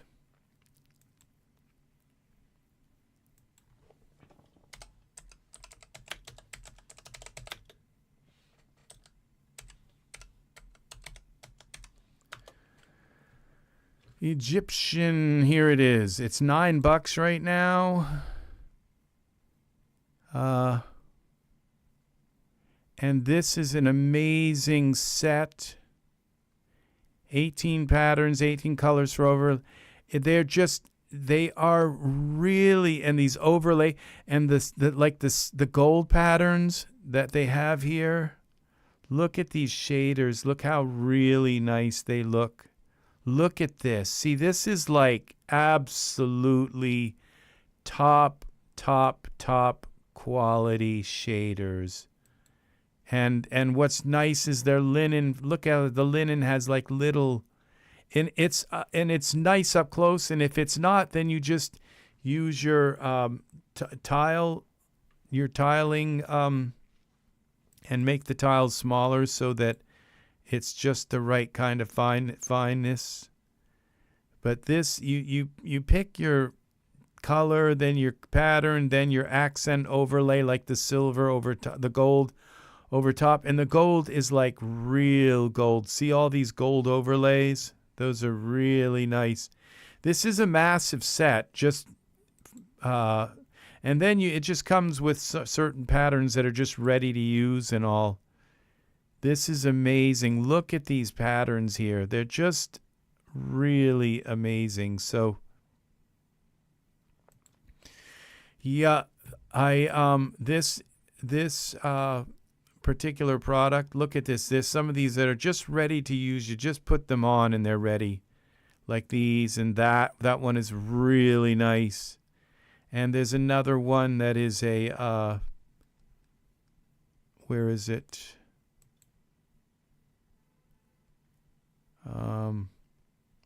This one, I think, I'm not sure if it's that one. I think there's another set. Yeah, okay, this one, this right here is really nice. So, and so is this, and you can put it on top of any color. You can put this pattern. It's all like different parts and pieces that you can put together. This is another nice one, really nice. And this one, I mean, these are just really nice.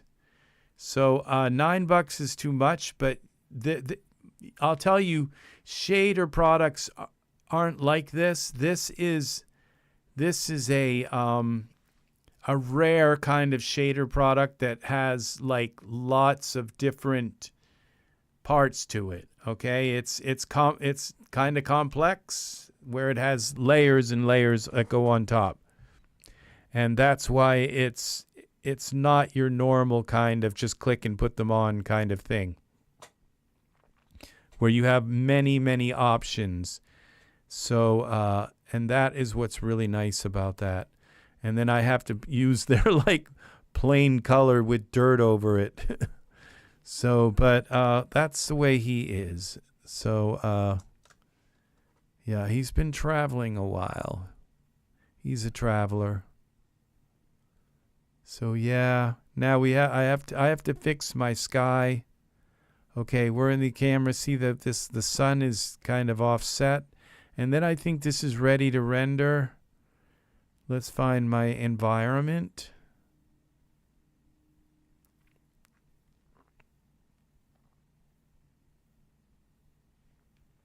There's kind of a shine to this. I'd like to take some of the shine off of that, off of his tunic. So let's go into surfaces, editor, and where is the shine? The glossy color, and we'll just give it a little bit of roughness. There. Now it doesn't look shiny. That's good. And now what was the other thing? Let's move these birds over a little bit more. They're kind of in the way of my lens flare.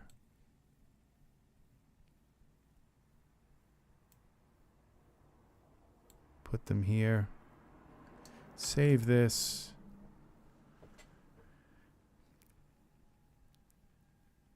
And then we've got to move the sky.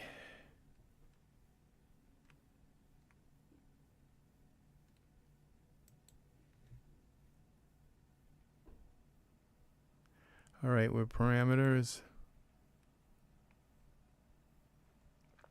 Dome rotation, which way? This way. Okay, just a little bit more this way. And I think that's it. It hides that behind the sun. I think that might be what's actually putting out this reflection on the water. I don't think it's this here. Okay, and so maybe part of this is, I don't know. But it gets bigger here for some reason, so. But let's do a render now.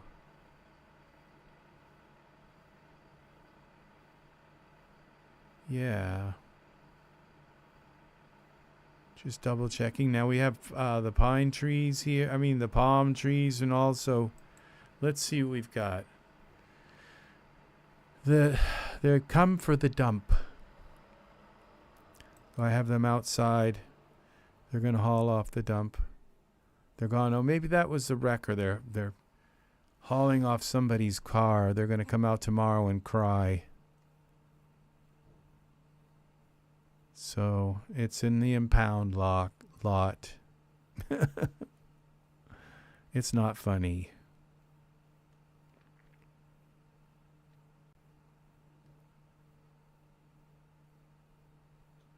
Okay, I have to look at his eyes. Because I haven't looked at them once, and they look like they're suspicious, like maybe his eyeballs are sunken into his head. Just a little thing like that can kind of make, it's just something doesn't look right with his eyeballs, if you can see that. And this rendered good, just looking at that. That line, whatever that's the square sun in the sky. That happens a lot. Okay, now we go to the perspective view. We're going to get up close. No, that's the dump man. I mean the dump people. I don't really know what to... Garbage removal, sanitary, the sanitary people. Just want to make sure his eyes are okay, and they are. Like, you have to get up close to their face, even though they're far away from the scene. You have to get up close. Okay, this looks good. Now, his hair kind of looks unrealistic, but from a distance, it works. He's got, like, troll hair.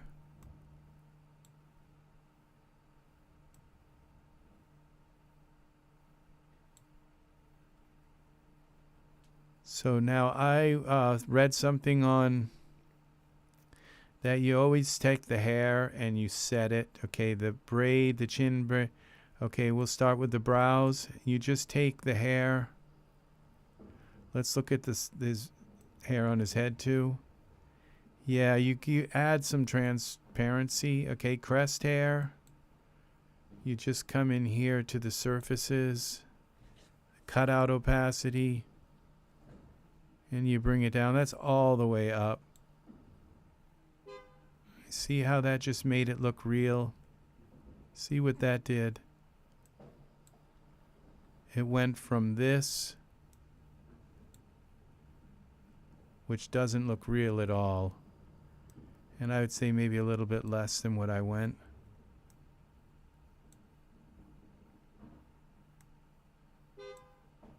See? Now that looks real. And now you do the same thing with the eyebrows. See, they just don't look real. Why they do that, I don't know. Maybe, you know, if you want them to be stand out and show more, then if they do that and do that all the way up to the edge, then you can't make it look then you can't add more, like if it was like done perfectly. So they do it over so that you can okay, the Viking hair, the mustache, the big mustache. Okay, we come here, we bring that down a little bit like that. See, that looks so much better. The chin braid area.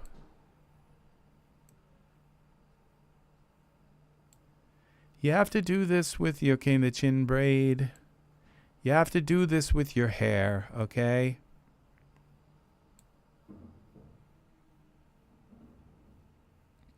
And the sandals, okay. So that was that. The eyebrow card, okay, we don't need an eyebrow card if we're going to have these eyebrows, okay? It's kind of redundant. Now look what we have. And I don't think that little thing here, it's like going through his skin, and there's nothing I can do about that. Maybe I could use mesh grabber and pull it out a little bit, but I'm not going to bother. I've tried before, and this one's even worse on the side, and it didn't work very well. You can't really tell. Okay, so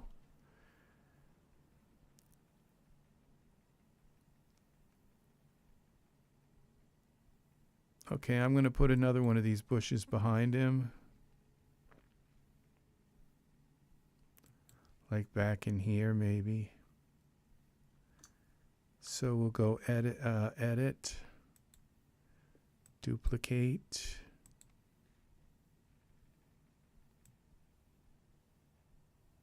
We go back here like that, like this, like this.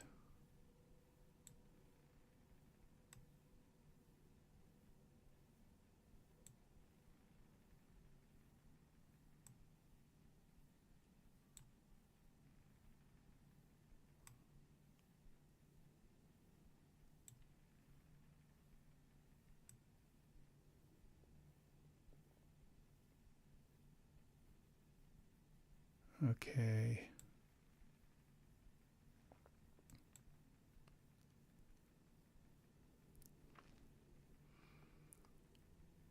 All right, we'll save that. I think that's got to come up a little higher. Bush number 2, bush number 1.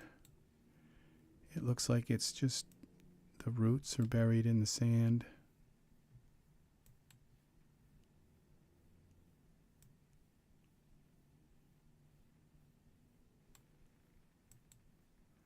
Okay, that stuff matters. Okay, and this was a really nice rock area. I think the ground here, this is the, I think it's too shiny. The sand is too shiny. So we'll go here and find this sand here. The sand. Which one is it? Is that it? That is. Okay, we go to the surface there. And we go here to roughness. This is dual lobe or no? Glossy roughness.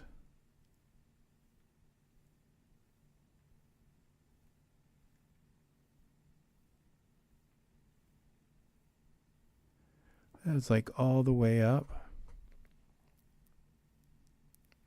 So what we'll do is just take the color down a little bit, the shine, make it a little darker. Okay, there. I don't mind it having a little bit of, but not as much as it had. Okay.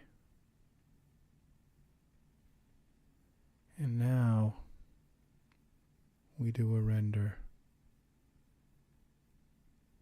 See, this little circle looks oblong.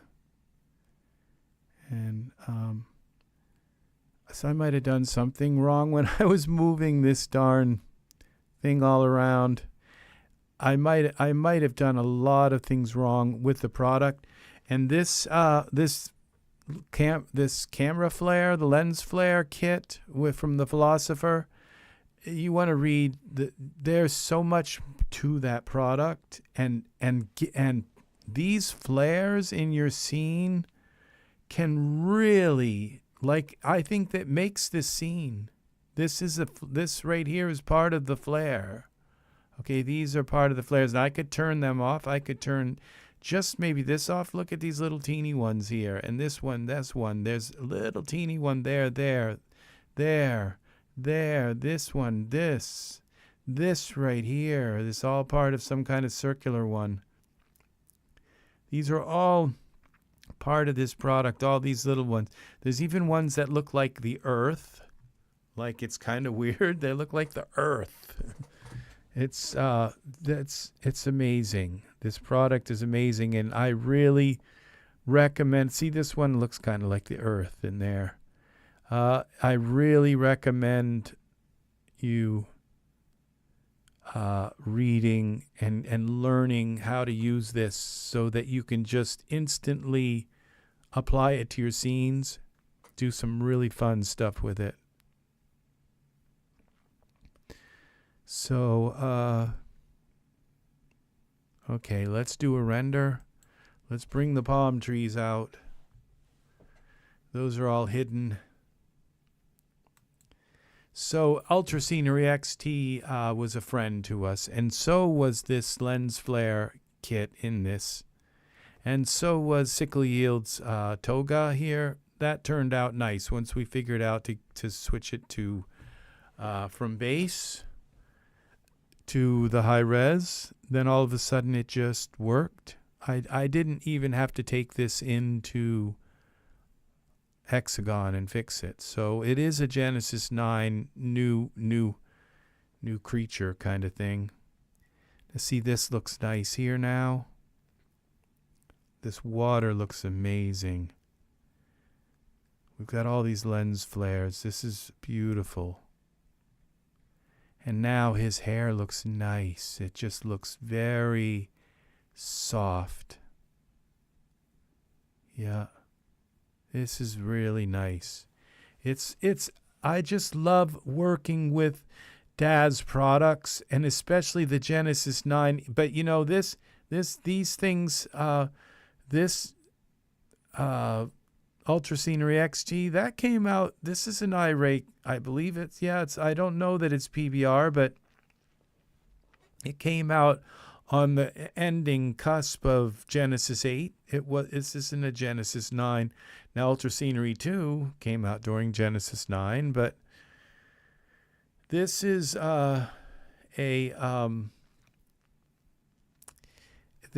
just even the Genesis 8 stuff you can achieve. Now I absolutely suggest that you convert your skins to PBR. But and unfortunately, the Genesis 8 sometimes doesn't come with a transparency. So when it takes the one-click PBR takes your character's skin, it's going to create another. It's like putting two skins on them at once. It's going to put another translucency layer and create one and put it on your character in the scene. So, but that extra bit of translucency is an actual different translucency map for the translucency can really do something, especially like making their ears when the sun hits it like this, where his ears kind of sticking out, making it a little bit kind of pinkish because the sun's going through and you're seeing the red lights. The blue light of the sun is blocked. Your skin blocks blue light, but it can't block the red light, and that's why it goes right through your skin. That's why when you hold your hand up to the sun, your hand looks red. It doesn't look red because it's blood in your hand. It looks red because the blue light is being blocked by your skin, but the red light can travel right through your skin, and that's why it looks red.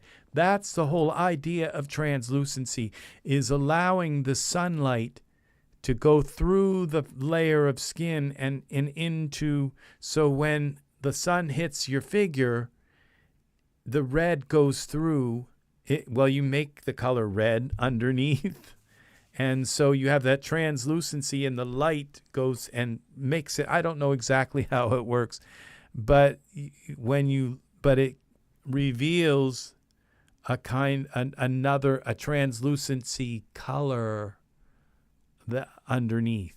Okay, that's how that works. It's very important to keep that balance of the translucency, so that when you do put your figures in a bright sunny place, that their ears and all, you'll see their ears, and their nose will do it too, where the light will shine right through their nose, and their nose will turn red. And you think, oh, wow, that would look terrible. No, that looks so realistic. It gives it such realism. So that's another thing to it. Look at this skin and how it responds to the light. This is the Genesis 9 figure, okay? This is the beautiful skin of Genesis 9. The Genesis 9 figure is not going to look cartoonish. It's going to look like this. It's going to give you, and this still has a ways to render. Let's see where we are. I'd say it needs another 500 iterations at least. So, but this is nice. Now, even the Now this is that linen from that set, okay? Look at how that texture in there, just how beautiful that texture is. So I didn't put dirt on his skin, okay? So, and his skin I might have kind of tinkered with it a little bit, but I think it's fine. I think it's really nice. So this is, this still looks a little bit kind of plastic to my eyes, okay? I'm not sure what it is, okay? The sheen of it doesn't look right. So, but it is fine. So, and we've got our plant in the background. Did I get that right? Yeah, that's coming up nice in there. And this one is here. So we have our so I'd like these little specks to go away. So I might even let this like render up to like to like 3,000, 4,000 iterations. Every time it does a few iterations, these little teeny specks here, which actually add a little bit of kind of realism to it, like atmosphere. And somebody mentioned putting a VDB down in here. I think somebody mentioned, and you need to all remind me, or I guess you don't have to remind me, is that I want to look up renderosity. Okay, what was that? It was Serenity's Gate, Onson's Bundle. And we got to write that down.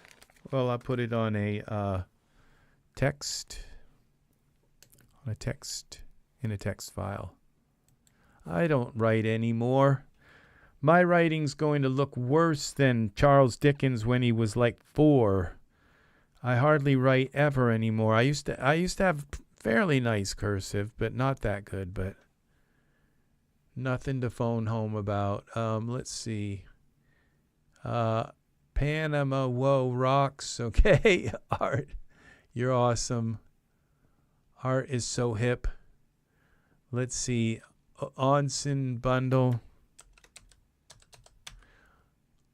Onsen Bundle.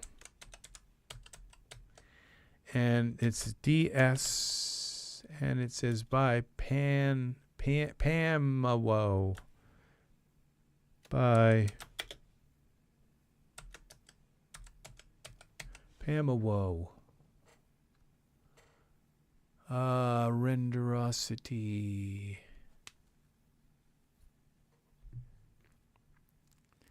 And while we're rendering this, we could look that up.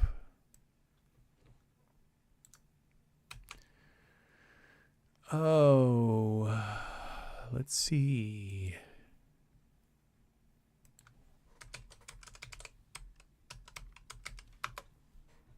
Renderosity.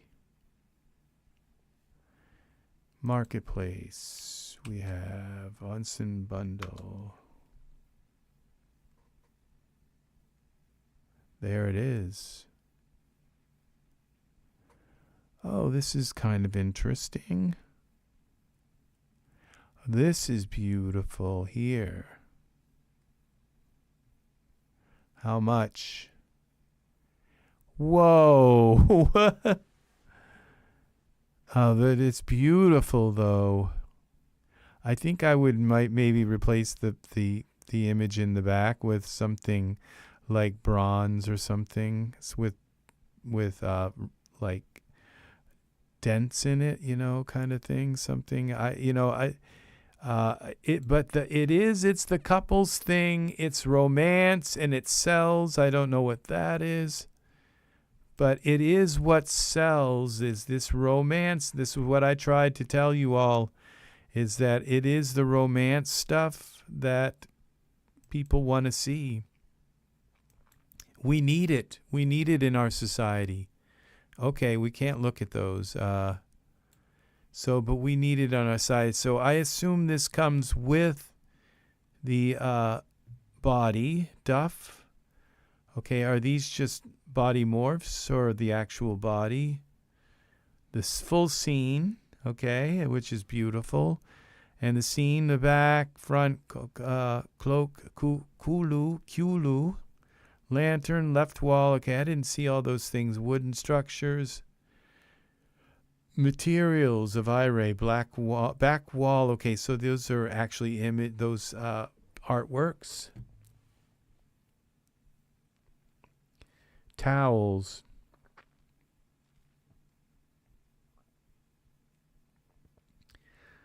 Wow.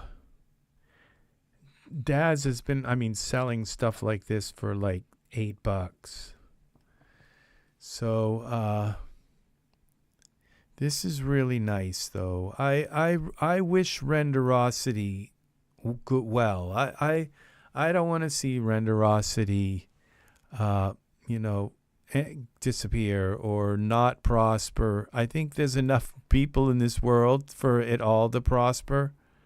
Okay, I better not look through this because I have a feeling it could get steamy. So, yes, that is a nice bundle. That's awesome, awesome, awesome. Awesome. Thanks for sharing that, Serenity's Gate. Thank you for sharing your find, awesome find. And much love to Renderosity. And I'm like really poor right now, Daz. Their prices are just out of this world right now. I look at Renderosity and it's like $8, and I go on Daz and it's like I get 3 or 4 of those the same thing for like $8. $2 each, $1, and it's like $1.25, $1.50, and it's like, okay, what am I gonna do? Buy one thing on Renderosity or like 5 things for the same price on Daz, and Daz, the quality is amazing too. So it's just that I'm poor,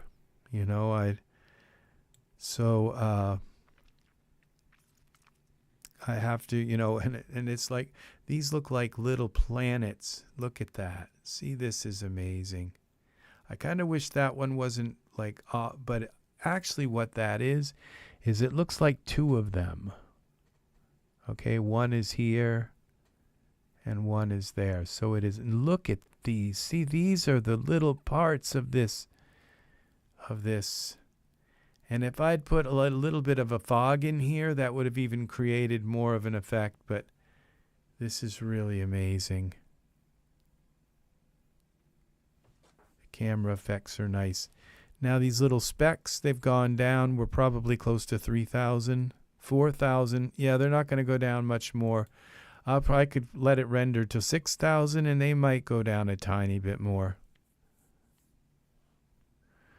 So this is beautiful. This is the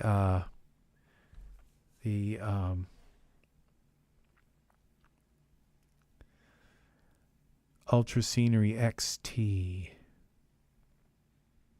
Look at those palm trees. This is Martin Frost, is it?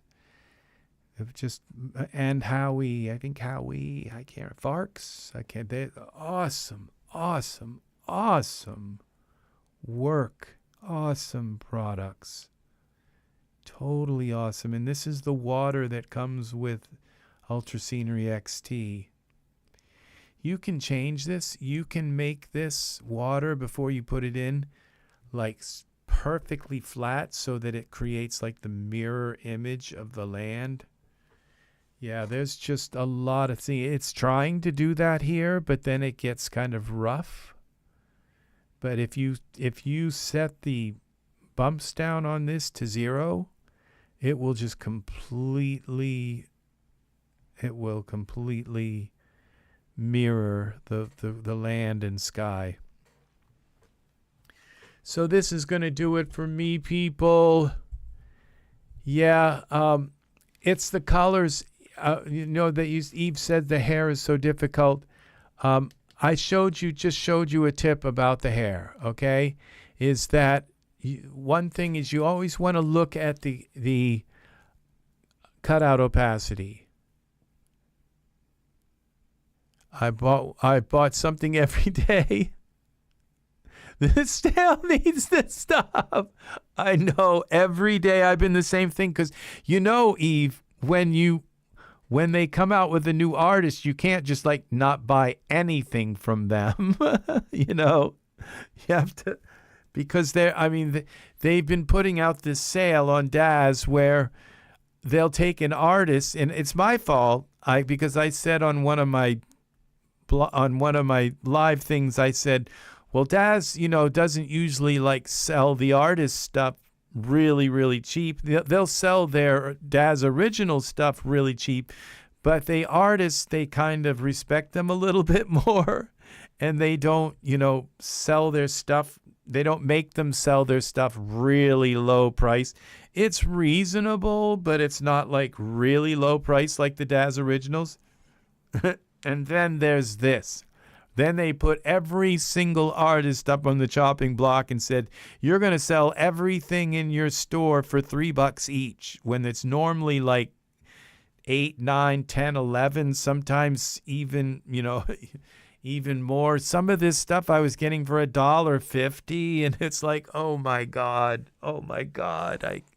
I can't believe. But the thing is like I didn't have a lot of female hair, and in like one day, I ended up with like 40 different female hairs. They were, it was like it was almost $100, but it was like, now I have all of the female hair I could ever need.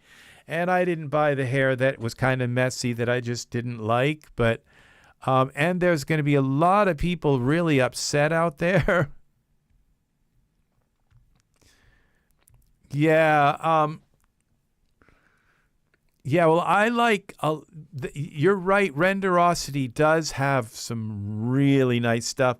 It was like, I saw this male, like, I would say lingerie, leather and chaps and things like that for that, that male, sexy male stuff, bedroom male stuff and hanky-panky male stuff. And, that, and I thought, oh my God, I've got to have all of this. And then I thought, it's like, well, who am I going to show it to, because the thing is that, yes, I do male on male art, and I do show it on YouTube, but not in like, but it's usually they're dressed in, like, they might have their shirt off, but they're not kind of dressed, in kind of like a tawdry way. They're usually kind of just, they happen to have their shirt off or something, and they're on the beach. Like, who wouldn't have their shirt off on the beach, if for males and all. So, but then putting that on them is almost like putting them in their underwear instead of a bathing suit, and putting them on YouTube. And it's, I'm just, I just think that the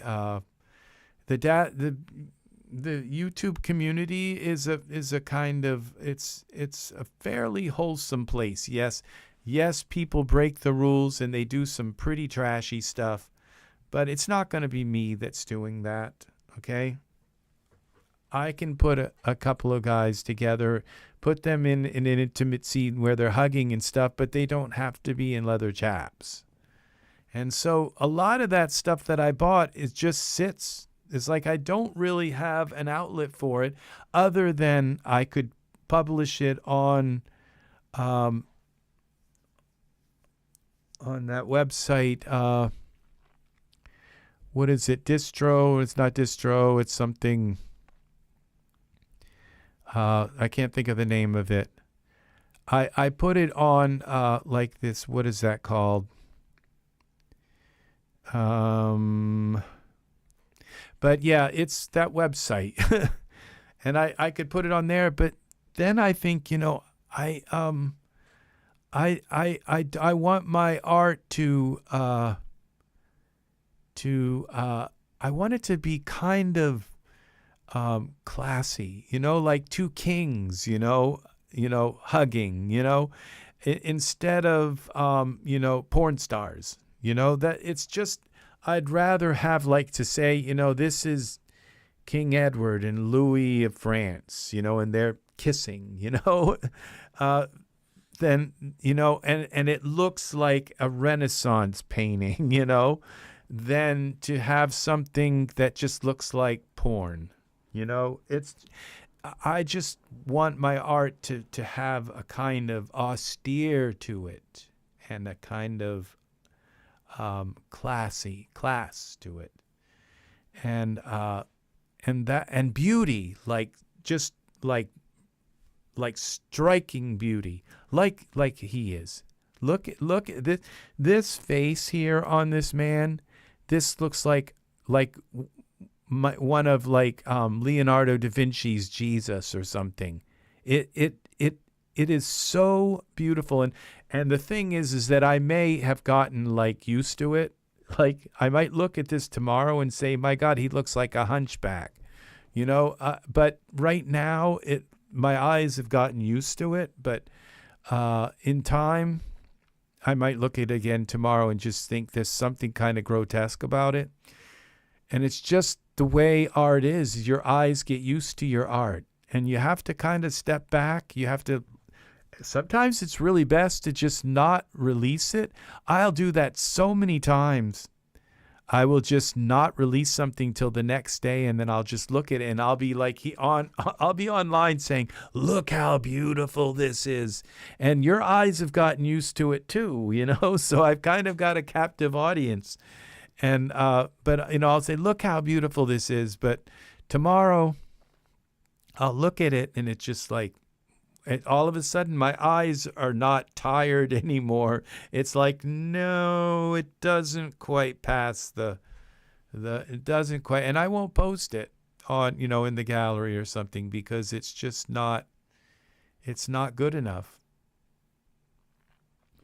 Yes, I am heading out myself. So we are going to be heading out at the same time. Serenity's Gate, you are awesome. You are all beautiful and awesome. I love everything about you and your art and your and your participation here, and just the way you draw me into all kinds of different questions and thoughts and everything.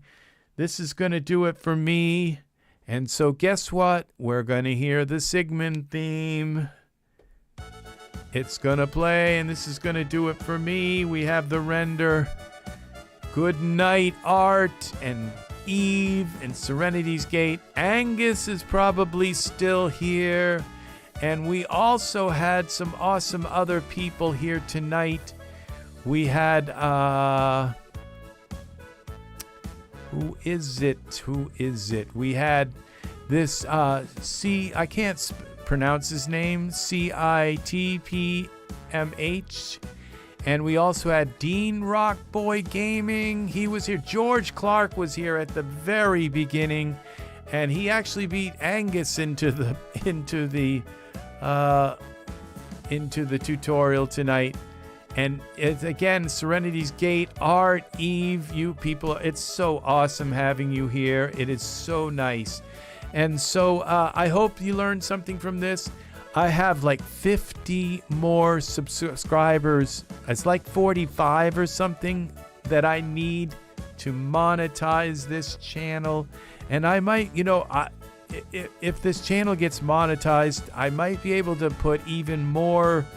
I don't know what more I could put into this, but we might do that. Okay. So thank you for being here, people. Have a lovely evening, and I will see you in the next tutorial. Good night.